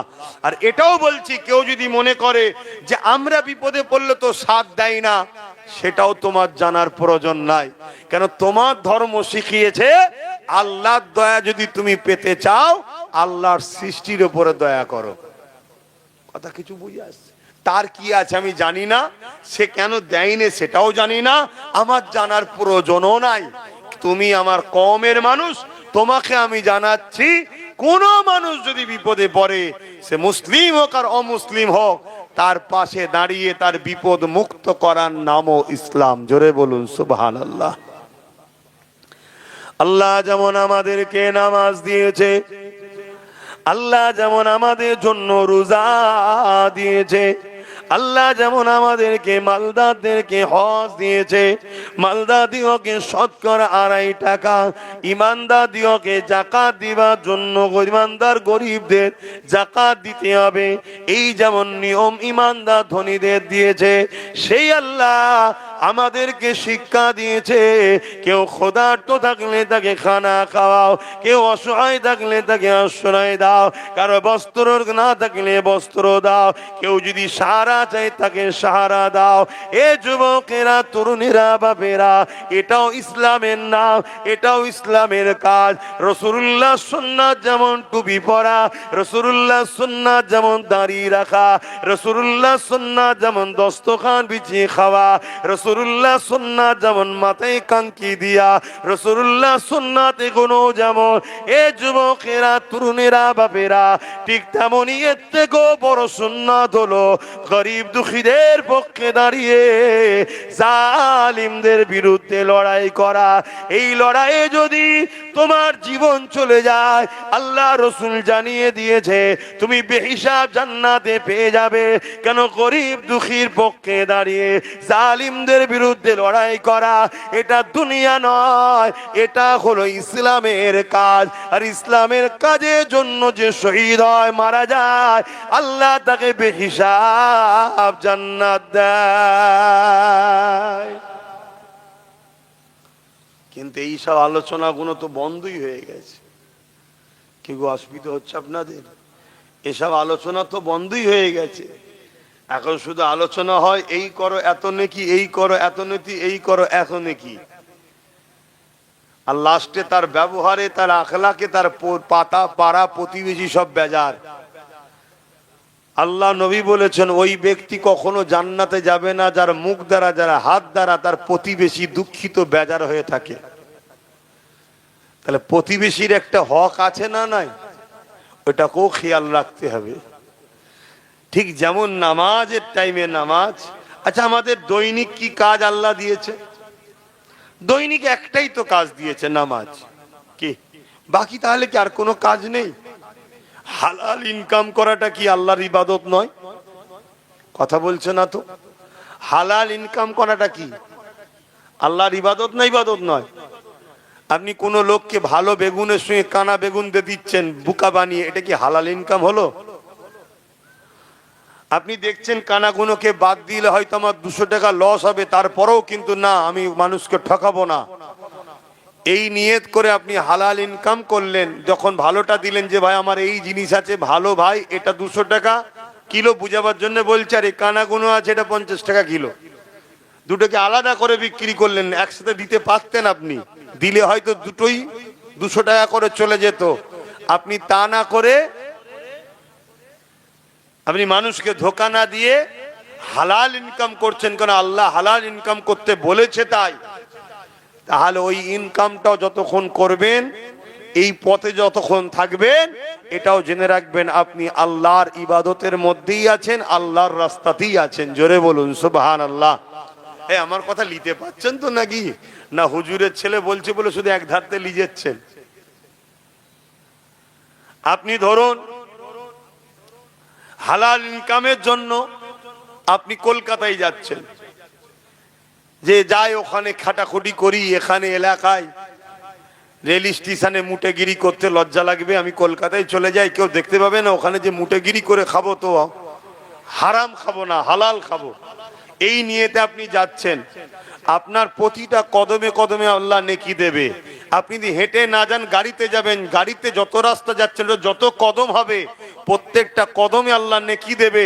যতক্ষণ আপনি হালাল ইনকামের রাস্তায় থাকবেন, জানবেন আল্লাহর রাস্তায় আছেন। এই অবস্থায় যদি মরণ হয়, এটা আল্লাহর রাস্তাতেই মরণ হলো। জোরে বলুন সুবহানাল্লাহ। তাহলে এটাও তো ইসলাম নাকি? হ্যাঁ, কোন বিমার আপনার গ্রামের কেউ আছে, বিমার প্রতিবেশীর কেউ বিমারে পড়েছে, আপনি তাকে দেখতে যাচ্ছেন, এটা কি আল্লাহর রাস্তায় নয়? এটা কি ইসলাম নয়? এতে কি নেকি নাই? হ্যাঁ, আল্লাহ কিয়ামতের দিনে একদল বান্দাকে উঠাবে, উঠিয়ে জিজ্ঞেস করবে কোথায় যাবে। তারা বলবে আল্লাহ জান্নাতে যাব, নামাজ পড়েছি, রোজা রেখেছি, আপনার ইবাদত করেছি, আমি জান্নাতে যাব। আল্লাহ পাক বলবে বান্দা, দুনিয়ায় যখন আমি বিমারে ছিলাম, তোরা আমাকে কি দেখতে এসেছিলিস? বান্দা তো অবাক হয়ে যাবে। আজকে আমরাও তো অবাক হয়ে যাব, কি আল্লাহর আবার কি বিমার হয়? আল্লাহুস সামাদ, তিনি সমস্ত দুর্বল, সমস্ত কমজোর, সবকিছুর থেকে তিনি মুখাপেক্ষী, কিছু জিনিসের নয়, মুখাপেক্ষীহীন। কথা বুঝে আসছে? তাহলে সেই আল্লাহ কিয়ামতের দিন বলবে আমি যখন বিমারে ছিলাম, তোরা কি আমায় দেখতে এসেছিলিস? বান্দা তো অবাক হয়ে যাবে, আল্লাহ আপনার আবার বিমার হয় কি করে? আপনি তো বিমার থেকে পবিত্র। আল্লাহ বলবে জানি, কিন্তু তোদের গ্রামের অমুক যখন বিমারে ছিল, অমুক যখন ছিল, তুই কি দেখতে গিয়েছিলিস? তুই যদি তাকে দেখতে যেতিস, ওটা আমার বান্দাকে দেখতে যাওয়া হতো। আমি আল্লাহ আমার বান্দার জন্য দেখতে যেতিস, আমার জন্যই যাওয়া হতো। জোরে বলুন সুবহানাল্লাহ। তাহলে আমরা কি বিমারীদের দেখতে যাই? ভাবুন, কিয়ামতের দিনে আল্লাহ কিছু বান্দাকে বলবে তোমরা কোথায় যাবে? তারা বলবে জান্নাতে যাব। আল্লাহ বলবে আমি যখন ক্ষুধার্ত ছিলাম খেতে দিয়েছিলিস, আজকে জান্নাত চাইছিস? আবার বান্দা বলবে আল্লাহ আপনার আবার খিদে লাগে, এটা তো জানতাম না। আল্লাহ বলবে কেন? তোর গ্রামে গরিব ছিল, এতিম ছিল, তারা খেতে পেত না, তুই কি কখনো খোঁজ নিয়েছিস? তাদের খাবার দিয়েছিস? তাদেরকে যদি দিতিস আমার বান্দা তারা, আমি আল্লাহ আমাকেই দেয়া হতো। জোরে বলুন সুবহানাল্লাহ। তাহলে ভাবুন, এটা কি ইসলাম নয়? কিন্তু এগুলো আমরা ছেড়ে দিয়েছি। তো আমাদের মধ্যে ভাইচারা, আত্মীয়তা, নিজের মহান প্রতিবেশীর মধ্যে ভালোবাসা, নিজের কমের ওপরও ভালোবাসা আমাদের উঠে গেছে। একে অপরের সহযোগিতা করা, একে অপরের পাশে দাঁড়ানো, সব বন্ধ হয়ে গেছে। আত্মীয়তা তো শেষ হয়ে গেছে। আমি আমার কথাও বলছি, আমি অবশ্য জ্বালায় আত্মীয়তা করতে পারি না। আমি সময় কোথা পাই? রাত্রিরে ঢুকি 9টা, 10টা, 11টায়, আর সকালে রেডি হয়ে বেরোতে হয় 11টা, 12টায়। তো সময় কোথা পাচ্ছি? আত্মীয়তা করারও সময় পাইনি। কিন্তু কত মারাত্মক খারাপ জিনিস। হ্যাঁ, কিন্তু কি করব? মানুষ জলসা একটা করে করলে মানুষের সঙ্গে সময়ও দেওয়া যায়, একটু ভালো করে কথা বলা যায়, আরো কাজ হয় না। দুটো করে করছি, তাও বলছি একটু হাজিরি দিলেই হবে। আরেকটা লেন, কথা বুঝে আসছে? আল্লাহ মাফ করেন, বলুন আল্লাহুম্মা আমিন। আত্মীয়তা করতে হবে। মনে রাখবেন, আত্মীয়তা যে করে তার হায়াত আল্লাহ বরকত দেয়। জোরে বলুন সুবহানাল্লাহ। যদি হায়াতের বরকত চান, আত্মীয় স্বজনের বাড়ি যাবেন, কুটুমের বাড়ি যাবেন, বাপকুল, মাকুল, দাদকুল, দাদিকুল যে আত্মীয় স্বজন আছে তাদের বাড়ি যাবেন, একটু বসবেন, দুটো কথা বলবেন। যদি আল্লাহ অর্থ দেয়, আপনি যদি গরিব হন, কিছু নজরানা দিয়ে এলেন, কিছু ফল কিনে নিয়ে গেলেন, তার মন খুশি হয়ে যাবে, সে দোয়া করবে আল্লাহ তোর হায়াত দারাজ করুক। এটাই বলবে তো? হ্যাঁ, আত্মীয়তা করবেন, মানুষের কাছে যাবেন। আল্লাহ আমাদের সকলকে দিন বুঝার তৌফিক দিক, রাসূল পাক সাল্লাল্লাহু আলাইহি সাল্লামকে চিনার আল্লাহ তৌফিক দান করে। বলুন আল্লাহুম্মা আমিন। আমার নবী পাক সাল্লাল্লাহু আলাইহি সাল্লাম তিনি সমস্ত মানুষ শুধু নয়, সমস্ত মখলুককে ভালোবেসেছেন। জোরে বলুন সুবহানাল্লাহ। আল্লাহ নবী কেমন ছিলেন একটা ছোট্ট কথা বলি। আল্লাহ নবী একদিন এক পথ দিয়ে যাচ্ছে, রাসূলুল্লাহর কানে একটা সালামের আওয়াজ আসলো, যে সালামটা কোনো মানুষের কথা নয়। এ নওজওয়ানেরা, আল্লাহ নবী সমা মখলুকাতের নবী ছিলেন, এই জন্য তিনি তামাম মখলুকাতের ভাষা বুঝতেন। হযরতে নবী সুলাইমান আলাইহিস সালামকে আল্লাহ তামাম মখলুকাতের নবী করেছিলেন, এই জন্য তিনিও সমস্ত মখলুকের ভাষা বুঝতেন। সমস্ত নবীদের মধ্যে যে মুজিজা আল্লাহ দিয়েছে, ওই মুজিজাগুলো আল্লাহ আমার রাসূলুল্লাহর মধ্যেও দিয়েছে। তার থেকে আরো 70 গুণ বেশি মুজিজা আমার রাসূলুল্লাহকে আল্লাহ দিয়েছে। তে আমার নবী পাক একদিন রাস্তা দিয়ে যেতেছিলেন, দূর থেকে একটা জঙ্গল ঝোপের ভেতর থেকে একটা সালামের আওয়াজ আমার নবী পাকের কানে এলো। আসসালাতু আসসালামু আলাইকা ইয়া রাসূলুল্লাহ হাবিবাল্লাহ, এই বলে সালামের আওয়াজ আসতে লেগেছে। আল্লাহ নবী যেদিক থেকে আওয়াজ আসে ওই দিকে নবী আমার আগিয়ে গেলে, আগিয়ে গিয়ে কাছে গিয়ে দেখতে লেগেছে একটা হরিণী বাঁধা রয়েছে, তার গলাতে শিকল দড়ি লাগানো রয়েছে। ওই হরিণীটা আমার রাসূলুল্লাহকে আবার সালাম দিলে নবী পাক বলতে লাগলেন, কি ব্যাপার, কি বলছো তুমি? সেই হরিণী তখন কাঁদো কাঁদো চোখে বলে, ইয়া রাসূলুল্লাহ হাবিবাল্লাহ, আমার ভাষা দুনিয়ার কেউ বুঝবে না, আর আমার ব্যথা দুনিয়ার কেউ বুঝবে না, কিন্তু আমার ভাষাও ব্যথা আপনি বুঝতে পারবেন, কেন আপনি হলেন রাহমাতাল লিল আলামিন। রাহমাতাল লিল আলামিন, তামাম আলমের জন্য রহমত, তামাম আলমের মধ্যে যারা আছে সবার জন্য রহমত। তো হুজুর, আমাকে এক শিকারী বন্দী করেছে, আমাকে এক শিকারী বন্দী করেছে, করে শিকার করতে আরো গেছে। হুজুর, আমার দুটো ছোট ছোট বাচ্চা আছে, আমাকে একটু ছেড়ে দেন, আমি বাচ্চা দুটোকে দুধ পান করিয়ে শেষবারের মতো তাদের সঙ্গে দেখা করে আমি আবার ফিরে আসবো। এই ছেলে বসবে তো, আমি আবার ফিরে আসবো। আল্লাহ রসুল বলছে, তুমি যে ফিরে আসবে এর কি মানে আছে? শুনছেন? ওই সময় হরিণী বলছে, আমি ফিরে আসবো কি আসবো না সব থেকে উত্তম আপনি ভালো জানেন। জোরে বলুন সুবহানাল্লাহ, আরো জোরে বলুন সুবহানাল্লাহ। একটা হরিণী বলছে, আমি আসবো কি আসবো না আপনি উত্তম ভালো জানেন। আর মৌলানা সাহেব, মুফতি সাহেব বলছে রসুল গায়েব জানে না। কথা মাথায় ঢুকছে? আমার কওমের মধ্যে একটা সমাজ চলছে যারা আমাদেরকে বেঈমান বানাবার পরিকল্পনা করছে। আরে আমার রসুল গায়েবের খবর জানে, কিন্তু রসুলকে জানিয়েছেন আল্লাহ। জোরে বলুন সুবহানাল্লাহ। আর আমার আল্লাহ হলেন গায়েবের খবরের মালিক। কথা বুঝে আসছে তো ভাইরা আমার? হরিণীকে রাসূলুল্লাহ ছেড়ে দিলেন। আচ্ছা, হরিণীকে ছেড়ে দিয়ে রসুল তো চলে যেতে পারতেন, শিকারী তো ওখানে নেই, কেউ জানতে পারতো? কে মুহাম্মদ সাল্লাল্লাহু আলাইহি ওয়াসাল্লাম, শোনো, আদর্শ দেখো আমার রসুলের। না, হরিণী কে ছেড়ে তো দিল, রাসূলুল্লাহ ওখানে দাঁড়িয়ে আছে। কেন? যে শিকারী সে এসে পেরেশান হবে, কি হলো, কোথায় গেল, খুঁজবে, কষ্ট পাবে, নানা রকম কথা বলবে। রাসূলুল্লাহ সেখানে দাঁড়িয়ে রয়ে গেলেন। হরিণী, রাসূলুল্লাহর কি অন্য কাজ ছিল না? ছিল না, দাঁড়িয়ে রয়ে গেলেন। হরিণী শিকারী আসছে, এসে আমার রসুলকে জিজ্ঞেস করছে, এখানে একটা হরিণ বাঁধা ছিল, আপনি কি দেখেছেন?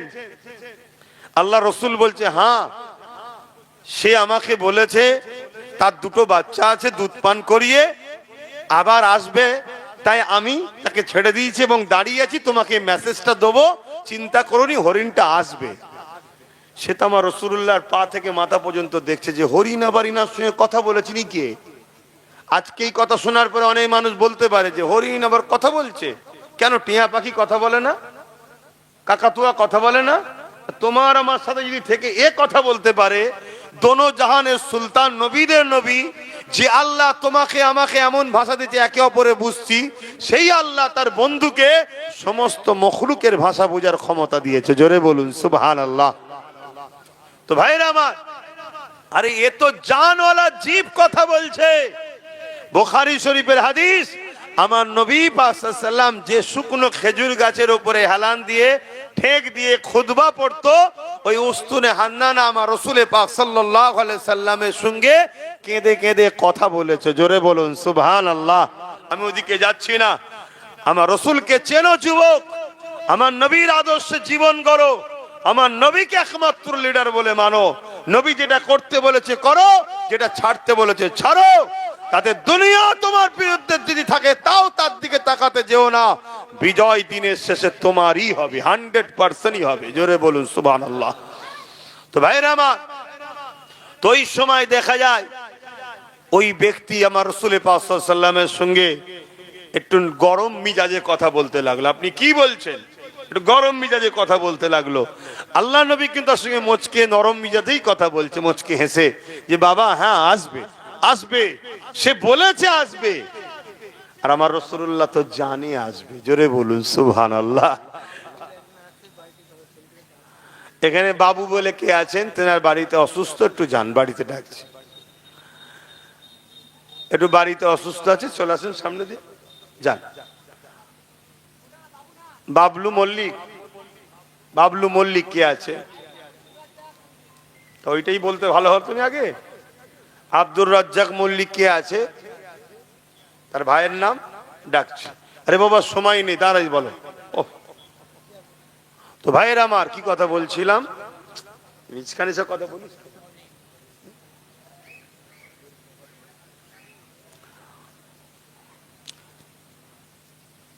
কি কথা বলছিল? আমি বহুত দুনিয়া, মানুষটা ছোট আর লোড অনেক, কথা বুঝলে, মানুষটা ছোট লোড অনেক, একটু লাইন ক্রস হয়ে গেলে আবার ফিরে আসতে গন্ডগোল হয়ে যায়, অন্য লাইনে তার লেগে যায়। আল্লাহ রসুলকে ও একটু মিজাজের সঙ্গে কথা বলছে। রসুল তখন বললেন, আমার রাসূলুল্লাহ তখন বললেন, যদি হরিণ না আসে আমি তো চলে যাচ্ছি না, হরিণের পক্ষে থেকে আমি নিজে জিম্মেদার হচ্ছি, আমি জিম্মেদার হচ্ছি। তুমি বিনিময় চাও বিনিময় দেবো, আর নচেত যেভাবে বলবে আমি হরিণের পক্ষে থেকে জামিনদার হয়ে নিজেকে জিম্মেদার করলাম। আহ বলুন সুবহানাল্লাহ, একটু বলুন না সুবহানাল্লাহ। দেখো একটা অবলা পশু তাকে ছেড়ে দিয়ে চলে যেতে পারতো, সেখানে দাঁড়িয়ে থেকে হরিণের পক্ষ থেকে রসুল নিজেকে জিম্মেদার করছে যে আমি আছি, তো আমি জামিনদার হচ্ছি তার। ভাবুন, যাকে আল্লাহ দোনো জাহানের বাদশা বানিয়েছে, দোনো জাহানের সুলতান, যে যার জন্য জান্নাত তৈরি, যার শরীরের পাসিনা গোলাপ ফুলের পাপড়ি থেকে যে খুশবু বেরোচ্ছে তার পাসিনার ওসিলাই বেরোচ্ছে, সবকিছু যার নূর থেকে তৈরি, সেই নবী পাক সাল্লাল্লাহু আলাইহি ওয়াসাল্লাম তিনি দাঁড়িয়ে আছেন। আহা, এমন সময়েতে দেখা যাচ্ছে ওই শিকারী তখন একটু ঠান্ডা হয়েছে। কিছুক্ষণ অপেক্ষা করার পর হরিণী তখনও আসছে না। শিকারী আবার বলছে, দেখো হরিণ কখনো চলে গেলে জঙ্গলের পশু ছড়া দেয়, কেউ কি কারো জানকে দেয় নাকি আবার? আল্লাহ রসুল বলছে, দেখো বাবা আসবে বলেছি আসবে। জোরে বলুন সুবহানাল্লাহ। হঠাৎ করে দীর্ঘক্ষণ কেটে যাবার পর ওই শিকারী দেখতে লেগেছে হরিণীটা শুধু একা আসছে তা নয়, সঙ্গে দুটো ছোট ছোট বাচ্চা, যে দুটো বাচ্চার কথা বলেছিল দুধ পান করিয়ে চলে আসবো, সেই দুটো বাচ্চাও সাথে আসতে লেগেছে, এবং বাচ্চা দুটো বড় আনন্দে খুশিতে আসতে লেগেছে, এবং হরিণীও আগে আগে আসতে লেগেছে। এই দৃশ্য দেখে শিকারী উঠে দাঁড়িয়ে আমার রাসূলুল্লাহকে তাজিম করতে লেগেছে। কেন তিনি তখনও জানতেন না, এ যুবকেরা, তরুণেরা, বাপেরা, ওই সময় হরিণী এসে হাজির হয়ে যায়। ইয়া রাসূলুল্লাহ, হাবিবাল্লাহ, আমি ফিরে এসেছি, কথা দিয়েছিলাম, আল্লাহ নবী বলেছিলেন বাচ্চা দুটোকে ভালো করে দুধ পান করিয়ে দাও।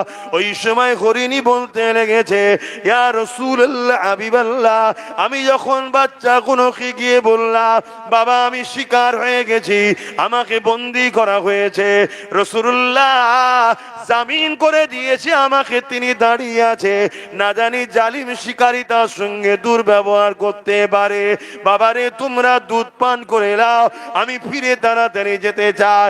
যখনই শুনেছে বাচ্চা দুটো আপনি জিম্মেদার হয়ে মাকে ছেড়েছে, ইয়া রাসূলুল্লাহ হাবিবাল্লাহ, আমার বাচ্চা দুটো দুধ পান করতে চায় না। তারা বলতে লেগেছে মারে কি ভুল করে ফেললে, কাকে জামিনদার করে রেখে এসেছো, যার জন্য কায়নাত আল্লাহ বানিয়েছে, কত বড় অন্যায় হয়ে গেছে। জলদি করে চলেন মা, দুধ পান করবো না, জলদি করে চলে। ইয়া রাসূলুল্লাহ হাবিবাল্লাহ, এই বাচ্চা দুটো দুধ পান করেন। হে যুবকেরা, তিনি হলেন মুহাম্মদ রাসূলুল্লাহ, তিনি তোমার আমার নেতা, যিনি আজ রওজা মুবারকে তোমার আমার জন্য কাঁদছে। মনে রেখে দিও মুহাম্মদ সাল্লাল্লাহু আলাইহি ওয়াসাল্লাম শুধু মুসলমানদের নয়, তিনি মনুষ্য জাতির জন্য রাসূল হয়ে এসেছে। মুহাম্মদ রাসূলুল্লাহ যতটা মুসলমানদের ততটা সমস্ত ধর্মের মানুষের তিনি, কিন্তু তুমি আমি তিনাকে উস্তাদ বলে রাসূল বলে যদি মেনে নি, বা যে মানবে সেই কিন্তু দুনিয়া আখিরাতের নাজাত পেয়ে যাবে। মুসলমান ঘরে জন্ম হয়ে রাসূলকে যদি মডেল হিসাবে না মানে সে নাজাত পাবে না। অমুসলিম ঘরে জন্ম হয়ে রাসূলকে যদি মডেল মেনে নেয় সে জান্নাত চলে যাবে। রাসূল সবার, শুনছো তো, রাসূল সবার জন্য এসেছে মডেল হয়ে।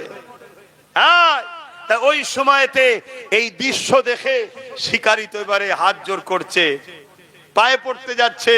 আল্লাহ রাসূল বলছেন, না বাবা, তুমি আমায় চেনো না, তাই একটু তুমি মিজাজে কথা বলেছো, আমি রাসূল কিছু মনে করিনি, আমি কিছু মনে করিনি, আমি মুহাম্মদ কিছু মনে করিনি। তখন শিকারী বলছে, আপনি আমায় ক্ষমা করেন, বিনিময়ে এই আমার যে বন্দি করা শিকারী ছিল ওটা তো আমার বন্দি, আমি হরিণটাকে আপনাকে গিফট নজরানা তোহফা দিতে চাই। আল্লাহ রাসূল বললেন, যদি সত্যি তুমি আমায় খুশি করতে চাও তাহলে আমি রাসূল চাই এই মা হরিণকে তার বাচ্চার সঙ্গে আজাদ করে দাও। জোরে বলুন সুবহানাল্লাহ, আরো জোরে বলেন। যখন এই কথা রাসূলুল্লাহ বললেন, ওই শিকারী চোখে পানি এসে গেল। কে আপনি, এত দয়া আপনার, কে এত আপনি, আপনার মনে এত মায়া। ওই সময়তে সেই হরিণীটাকে যখন আজাদ করে দিল, হরিণী এবং বাচ্চা দুটো আনন্দে লাপাতে লেগেছে, আজ জবান দিয়ে বলছে আশহাদু আল্লা ইলাহা ইল্লাল্লাহু ওয়া আশহাদু আন্না মুহাম্মাদান আবদুহু ওয়া রাসূলুহু। হরিণীও সাক্ষী দিচ্ছে আল্লাহ ছাড়া কোনো ইলাহা নাই, আল্লাহ ছাড়া কোনো মাবুদ নাই। আরো সাক্ষী দিচ্ছি মুহাম্মদ সাল্লাল্লাহু আলাইহি ওয়াসাল্লাম আপনি আল্লাহর প্রেরিত রাসূল ও আল্লাহর বান্দা। এই কথাটা শোনার সাথে সাথে ওই শিকারীও বুঝতে পেরে গেছে ইনি অন্য কেউ নয়, তাই শিকারীও বলতে লেগেছে আশহাদু আল্লা ইলাহা ইল্লাল্লাহু ওয়া আশহাদু আন্না মুহাম্মাদান আবদুহু ওয়া রাসূলুহু। ইয়া রাসূলুল্লাহ, বিয়াদবি মাফ করবেন, চিনতে পেরে গেছি আপনি হলেন আল্লাহর রাসূল, আল্লাহ ছাড়া কোনো মাবুদ নাই সাক্ষী দিলাম, এবং আপনাকে আল্লাহর রাসূল বলে ঈমান নিয়ে এলাম। আল্লাহু আকবার, আল্লাহু আকবার। ইনি হলেন আমাদের রাসূল, ইনি হলেন আমাদের নেতা। আহা, আমার নবীকে কত দিক দিয়ে অপমান করার চেষ্টা করেছে, আমার নবী কখনো কারো প্রতিশোধ নেননি, কিন্তু আমার নবী লড়াই করেছে বদরে, ওহুদে, বিভিন্ন যুদ্ধের ময়দানে। কি জন্যে? গরিব দুঃখী অসহায় জালিম মানুষদের জন্যে, সন্ত্রাসবাদ অত্যাচারী শাসকদের বিরুদ্ধে আল্লাহ নবী গরিবের মুখে হাসি ফোটাবার জন্য লড়াই করেছে। জোরে বলুন সুবহানাল্লাহ। তাহলে আমরা লড়াই করবো না, করবো না? জোরে বলুন। আমাদের লড়াই হিন্দুদের বিরুদ্ধে থাকবে না, আমাদের লড়াই আদিবাসী, দলিত, সাঁওতাল, বাগদি কোন ধর্মের বিরুদ্ধে আমাদের লড়াই নয়।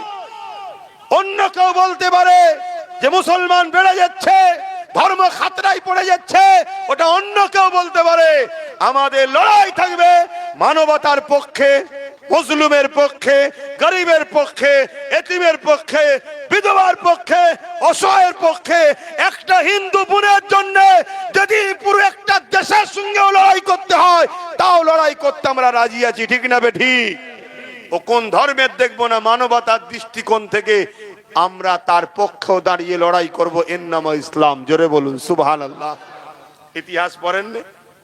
এরকমও তো আমাদের অনেক পূর্বপুরুষরা লড়াই করেছে, গায়ের মুসলিম বোনেদের ইজ্জত বাঁচাবার জন্য লড়াই করেছে। ইতিহাস পড়েন না? তো যাক, এখন নামাজের দিকে আমাদেরকে যেতে হবে আবার, আর ইতিহাস বলার সময় নেই। তো যাক, সংক্ষেপ সময় এইটুকুই আমি বুঝাতে চাইলাম। নামাজ, রোজা, দাড়ি, টুপি, হজ, যাকাত, দান, খায়রাত, মসজিদ, মাদ্রাসা, এগুলো আমার ধর্মের, এগুলোর প্রয়োজন আছে না নাই, কিন্তু এটা ব্যক্তি জীবনের। কিন্তু সমাজ জীবনের জন্য সমস্ত মানুষের পক্ষে আমাদেরকে দাঁড়াতে হবে। অসহায়, দুঃখী, গরিব, সর্বধর্মের, বর্ণের, ভাষার মানুষের পাশে আমাদেরকে দাঁড়াতে হবে। এটাই ইসলাম আমাদেরকে শিখিয়েছে, এটাই আমাদের কাজ। মনে রাখবেন, আল্লাহ রসুল বললেন, কেউ যদি জালিম হয় আর তুমি যদি সেই জালিমকে শক্তিশালী করার জন্য তার সাথ দাও, শুনছেন, তুমি ইসলাম থেকে বেরিয়ে যাবে। কেউ যদি জালিম হয় আর তুমি যদি সেই জালিমকে সাথ দিবা, শক্তিশালী করার জন্য সাথ দাও, তুমি ইসলাম থেকে বেরিয়ে যাবে। আজ একদিকে কেন্দ্র সরকার আর একদিকে রাজ্য সরকার ওয়াকাফের বিরোধী করছে, এটা জুলুম না জুলুম নয়? জোরে বলেন। এদিকে যেমন তাদের সাথ দিলে ইসলাম থেকে বেরিয়ে যাব, পাশাপাশি আজকে দুই সরকারের নেতৃত্ব চলাকালীন নারীদের ইজ্জত আজ বাঁচছে না। কন্টিনিউ নারীদের উপরে জুলুম হচ্ছে, অত্যাচার হচ্ছে, এবং যারা জুলুম করছে তাদেরকে এই হুকুমতরা আবার সেলফ দিচ্ছে, তাদেরকে নিরাপত্তা দিচ্ছে। এটা কি জুলুম না জুলুম নয়? এই জালিমদের পক্ষে দাঁড়িয়ে হে মুসলমান, কখনো তোমরা ইসলামের পক্ষে থাকতে পারবে না। এই জালিমদের বিরুদ্ধে লড়াই করা এটা আমাদের ইমানি দায়িত্ব। দায়িত্ব মনে করে লড়ো, গরিব, দুঃখী, অসহায় মানুষের পক্ষে দাঁড়াও।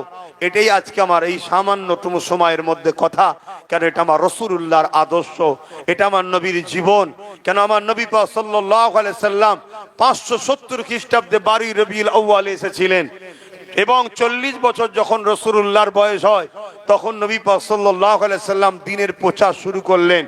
এই দ্বীনের প্রচার যখন শুরু করে, আমার নবী পাক সাল্লাল্লাহু আলাইহি সাল্লামের বিরুদ্ধে রোম থেকে শুরু করে, নাজ্জাসি থেকে শুরু করে, পারস্য থেকে শুরু করে আজকের ইরান বলুন, এভাবে সব পৃথিবী জুড়ে জালিম হুকুমতরা আমার রাসূলুল্লাহর বিরুদ্ধে লেগে গেল। আমার নবী পাক সাল্লাল্লাহু আলাইহি সাল্লাম ইনসাফের পক্ষে, মানবতার পক্ষে, গরিবের পক্ষে, সম্প্রীতি, মানব প্রেমের পক্ষে, সাম্যের পক্ষে আমার রাসূল পাক সাল্লাল্লাহু আলাইহি সাল্লাম দাঁড়ালেন। এই বিশাল বিশাল শক্তির মোকাবেলা করে আমার রাসূলের আদর্শে দলে দলে মানুষ রাসূলুল্লাহ ছায়াতলে আসতে লাগলেন। 11টা বছর ধরে জালিম হুকুমতদের বিরুদ্ধে লড়াই করেছে রাসূল। তারপরে নবী পাক গেছেন মেরাজে, ওখানে যাবার পর রাসূলুল্লাহকে আল্লাহ নামাজ দিয়েছে। মনে থাকবে তো? তাহলে আগে জঙ্গল পরিষ্কার করতে হবে, সমাজের অন্যায়, অত্যাচার, জুলুম, রাহাজানি, দুর্নীতিকে বন্ধ করতে হবে। আজ বড় দুঃখ লাগে এই সমাজের এতিমরা আজকে কত অবহেলিত, এতিমদের উপরে কত অত্যাচার করা হচ্ছে। অথচ রাসূলুল্লাহ বলছে, কেউ যদি এতিমদের মাথায় হাত বোলায় সেজন্য আমি রাসূলুল্লাহ আমার মাথায় হাত বোলালো। জোরে বলুন সুবহানাল্লাহ। আল্লাহ নবী বলছে, এতিমদেরকে কেউ যদি খানা খাওয়ায় সেজন্য আমি রাসূলুল্লাহ আমাকে খানা খাওয়ালো। জোরে বলুন সুবহানাল্লাহ। কেউ যদি এতিমদের পরনের কাপড় দেয় সেজন্য আমি রাসূলুল্লাহ আমাকে কাপড় দিল। তাই আজ আপনাদেরকে একটা মেসেজ দিয়ে যাচ্ছি, আপনাদেরই দোয়া, আপনাদেরই সহযোগিতায় নলেজ সিটিতে গত বছর থেকে স্কুল চালু হয়েছে। এই বছরে নতুন জানুয়ারি থেকে আবার ভর্তি অলরেডি শুরু হয়ে গেছে, ক্লাস শুরু হবে। 4 থেকে 8 পর্যন্ত ক্লাস চলছে। আপনারা আপনাদের বাচ্চাদের ঘরেও ভর্তি করতে পারেন। বিশেষ করে আমার যেটা ঘোষণা, আপনাদের জানাশোনা কোনো খবর যদি থাকে, কোনো এতিম বাচ্চা যদি কারো থাকে, কোনো খবর জানা এতিম বাচ্চা, তার সাথে আমার একটু যোগাযোগ করান। আমি ওই এতিম বাচ্চাকে আমার নলেজ সিটিতে নিয়ে যে তার থাকা, খাওয়া, জামা কাপড়, পড়াশোনার ফিস সব দিয়ে তাকে আমি লালন পালন করে বড় করতে চাই, যাতে করে সে পড়াশোনা করে আগামী দিন হয় ডাক্তার হোক, উকিল হোক, জজ হোক, আইএস আইপিএস হোক।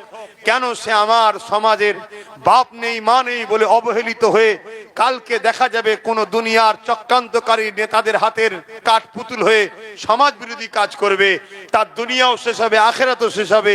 এই এতিম বাচ্চার পাশে দিয়ে আমরা দাঁড়াতে পারি, আমার আখেরাত ভালো হবে, আমার দুনিয়া ভালো হবে, এবং এই বাচ্চাদের একটা সুন্দর জীবন তৈরি হবে। এজন্য কমসে কম এতটুকু তো করতে পারবেন যে জানাশোনা থাকে একটু যোগাযোগ করান আমার সাথে, কি এইটুকু তো বলবেন নাকি? হ্যাঁ, অবহেলা করবেন না। তো যাক, সময় তো নেই, নামাজ পড়তে হবে। এখন সালাম পড়বো। ইয়া নবী সালাম।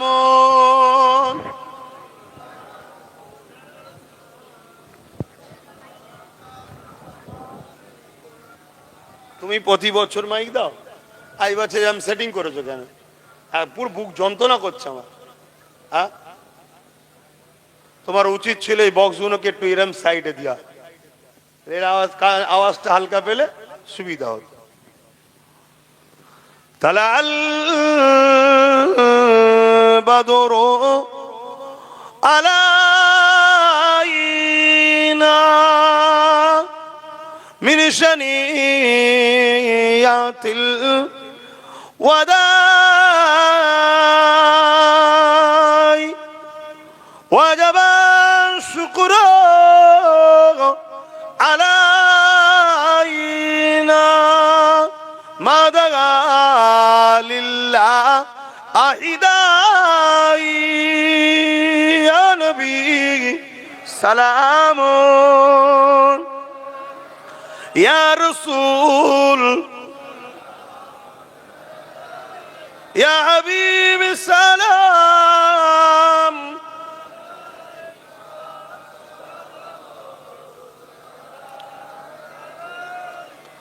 জিবরাইল দিলে এই যে আওয়াজ, খুলে দাও আসমা আনের দুয়ার। এসেছে নবী ঈদের সরদার, করিতে আল্লাহ আরো দিদার। ইয়া নবী সালামুন, ইয়া রাসূল, ইয়া হাবিব সালাম। সালাওয়াতুল্লাহ। সকলে গায়ে গায়ে বসে, সময় বড় সংক্ষেপ, তারপরও একটা কথা না বলে গেলে নয়, সেটা বলে লাগে কেন, এটা দায়িত্ব আছে। আমার নামে নানা রকম মিথ্যাচার চলছে, আমার ফটোকে এআই করে কাটিং করা হচ্ছে, বিকৃত করা হচ্ছে, তারপরে আমার অজকে কাটিং করে সমাজের বুকে ছোট ছোট করে ছাড়ছে, যার মানেটা মানেটাই ভুল হয়ে যাচ্ছে বা উদ্দেশ্যটাই ভুল হয়ে যাচ্ছে। তার মধ্যে একটা কথা আপনারা নিশ্চয়ই শুনেছেন, প্রায় জায়গায় বলি, আজকেও বলছি। একটা ছোট্ট বক্তব্য ছেড়েছে আব্বাস সিদ্দিকী, বলছে টিএমসি কে ভোট দেওয়া হারাম, ভোট দিলে ঈমান চলে যাবে। শুনেছেন আপনারা? আওয়াজ দেন, শুনেছেন তো? এটা কিন্তু এইটুকু বলিনি আমি, অনেক বড় কথা আছে। আর অ্যাকচুয়ালি আমি বলেছি কি সেটা জানতে হবে। অ্যাকচুয়ালি আমি বলেছি মুসলিম শরীফের একটা হাদিসের কথা এবং ওয়াকাফ সম্পদকে নিয়ে বলেছি। আমি বলেছি মুসলিম শরীফের হাদিসের মধ্যে আছে, আল্লাহ রসুল বলছেন অন্যায় দেখলে হাত দিয়ে রোকো, অর্থাৎ অন্যায়কে হাত দিয়ে রুখে দাও, অন্যায় করতে দিও না, হাত দিয়ে রুখে দাও। যদি হাতে রুখতে না পারো মুখ দিয়ে প্রতিবাদ করো, যদি মুখে প্রতিবাদ করতে না পারো অন্তর থেকে ঘৃণা করে সরে যাও। এই অন্তর থেকে ঘৃণা করে সরে যাওয়া, এটাও ঈমান আছে কিন্তু দুর্বল। তাহলে অন্যায় দেখলে এই তিনটের মধ্যে কোনোটা যদি আপনার মধ্যে না থাকে তাহলে আপনার মধ্যে ঈমান নেই। অন্যায় হচ্ছে হয় হাত দিয়ে রুখবে, যদি এই খসলত না থাকে, এই গুণ না থাকে, তাহলে মুখ দিয়ে প্রতিবাদের গুণ থাকা দরকার। তাও যদি না হয় অন্তর থেকে ঘৃণা করে দূরে সরে যাওয়া দরকার। তা না করে আজ কেন্দ্র সরকার ওয়াকাফ কালা কানুন তৈরি করেছে, মসজিদ, মাদ্রাসা, কবরস্থান, ঈদগাহ, খানকা ওয়াকাফ কেলে নিতে চাইছে। এটা ঠিক করছে না অন্যায় করছে? এই যেমন এসআইআর করে আজকে বহুত মানুষের নাম বাদ দিয়ে সব ইদিক উদিক হচ্ছে না, হয়নি? এটা ঠিক করছে না অন্যায় করছে? ঠিকভাবে তো হয়নি। ঠিকভাবে যদি হতো আলাদা কথা, এ তো মানুষের উপর জুলুম করা হচ্ছে। তো যাই হোক, এই যে ওয়াকাফকে যে মিটিয়ে দিতে চাইছে, অন্যায় করছে। তাহলে রাসূলুল্লাহর হাদিস, তাহলে হাত দিয়ে রোকো। যদি হাত দিয়ে রুখতে না পারো, মুখ দিয়ে প্রতিবাদ করো। তা না পারো, অন্তর থেকে ঘৃণা করে দূরে সরে যাও। কিন্তু তা না করে কোনো মুসলমান যদি বিজেপিকে ভোট দেয়, তার ঈমান থাকবে? এক কথা বলছেন না কেন? আমি তো এইটা বলেছি, কিন্তু এইটাকে কেটে বাদ দিয়ে দিয়েছে, এটা দেয়নি, দিয়েছে পরের অংশটা। তারপর আমি কি বলেছি? ওই কেন্দ্র সরকারের বিরুদ্ধে যখন আমরা আন্দোলন করতে নামবো বা নেবেছি, রাজ্য সরকারের পুলিশ, রাজ্য সরকার আমাদেরকে জেলে দিয়েছে, আমাদের অনেককে কেস দিয়েছে, অনেককে আবার বলেছে দিল্লি গিয়ে আন্দোলন করো, বলেছে না বলেনি? এটা ঠিক করেছে না অন্যায় করেছে? তাহলে অন্যায় দেখলে হাত দিয়ে রুখতে হবে। তাহলে হাত দিয়ে রুখতে না পারো, মুখ দিয়ে প্রতিবাদ করো। মুখ দিয়ে প্রতিবাদ না করো, অন্তর থেকে ঘৃণা করো। তা না করে যদি কোনো মুসলমান এই ওয়াকাফের বিরোধী সরকারকে যদি ভোট দেয়, তার ঈমান থাকবে? এইটা তো আমি বলেছি। আমি এটা বলেছি, রাজ্য সরকার বলছে কোরআন শেষ হয়ে যাবে, উন্নতি শেষ হবে না। কোরআন কি শেষ হয়ে যাবে? কোরআন শেষ হয়ে যাবে। যে বলেছে ঠিক বলেছে না অন্যায় করেছে? তাহলে এর কথাকে ফেরত দিতে হবে, না অন্তে প্রতিবাদ করতে হবে, মুখ দিয়ে প্রতিবাদ করতে হবে, হাত দিয়ে রুখতে হবে, না হয় অন্তর থেকে ঘৃণা করে সরে যেতে হবে। তা না করে কোরআন মিটে যাওয়া যে বলবে, তাকে যদি কোনো মুসলমান ভোট দেয়, তার ঈমান থাকবে? আমাদের বক্তব্য এইটা ছিল, কিন্তু পুরোটা না দিয়ে আগের অংশ কেটে এইটুকু শুধু দিয়েছে, দিয়ে ছেড়েছে, যাতে করে আমাকে মানুষ ভুল বোঝে। কিন্তু মনে রাখবেন, আগেই বললাম, আল্লাহ রসুল বলেছে যে জালিম হবে, জানার পরে তাকে যদি কেউ সাথ দেয় শক্তিশালী করার জন্য, সে ইসলাম থেকে বেরিয়ে যায়। যে ইসলাম থেকে বেরিয়ে যায়, তার ঈমান থাকে। কথা বলেন। সতর্ক করার দায়িত্ব ছিল, সতর্ক করেছি, আজকেও করলাম। একটু বুঝে বুঝে কাজ করুন। এখন আমার শেষ কথা জানতে চাইছি, কেন্দ্র সরকার ওয়াকাফকে মিটাতে চাইছে, হ্যাঁ কি না? এটা আওয়াজ দিয়ে বলুন সবাই। মিটাতে চাইছে তো? এটা ঠিক করছে না জুলুম করছে? রাজ্য সরকার কেন্দ্র সরকারের ওই আইনকে মেনেছে না মানেনি? তাহলে রাজ্য সরকার ঠিক করলো না জুলুম করলো আমাদের সাথে? তাহলে ওয়াকাফের বিরুদ্ধে রাজ্য সরকার, হ্যাঁ কি না? বলুন বলুন বলুন। তাহলে কেন্দ্র সরকারও ওয়াকাফের বিরুদ্ধে, রাজ্য সরকারও ওয়াকাফের বিরুদ্ধে। যারা আমার ওয়াকাফের বিরুদ্ধে মসজিদ মাদ্রাসা মিটাতে চায়, তারা জালিম না জালিম নয়? আর জালিম যদি কোনো মুসলমান শক্তিশালী করার জন্য ভোট দেয়, তার ঈমান সে ইসলাম থেকে বেরিয়ে যাবে না যাবে না?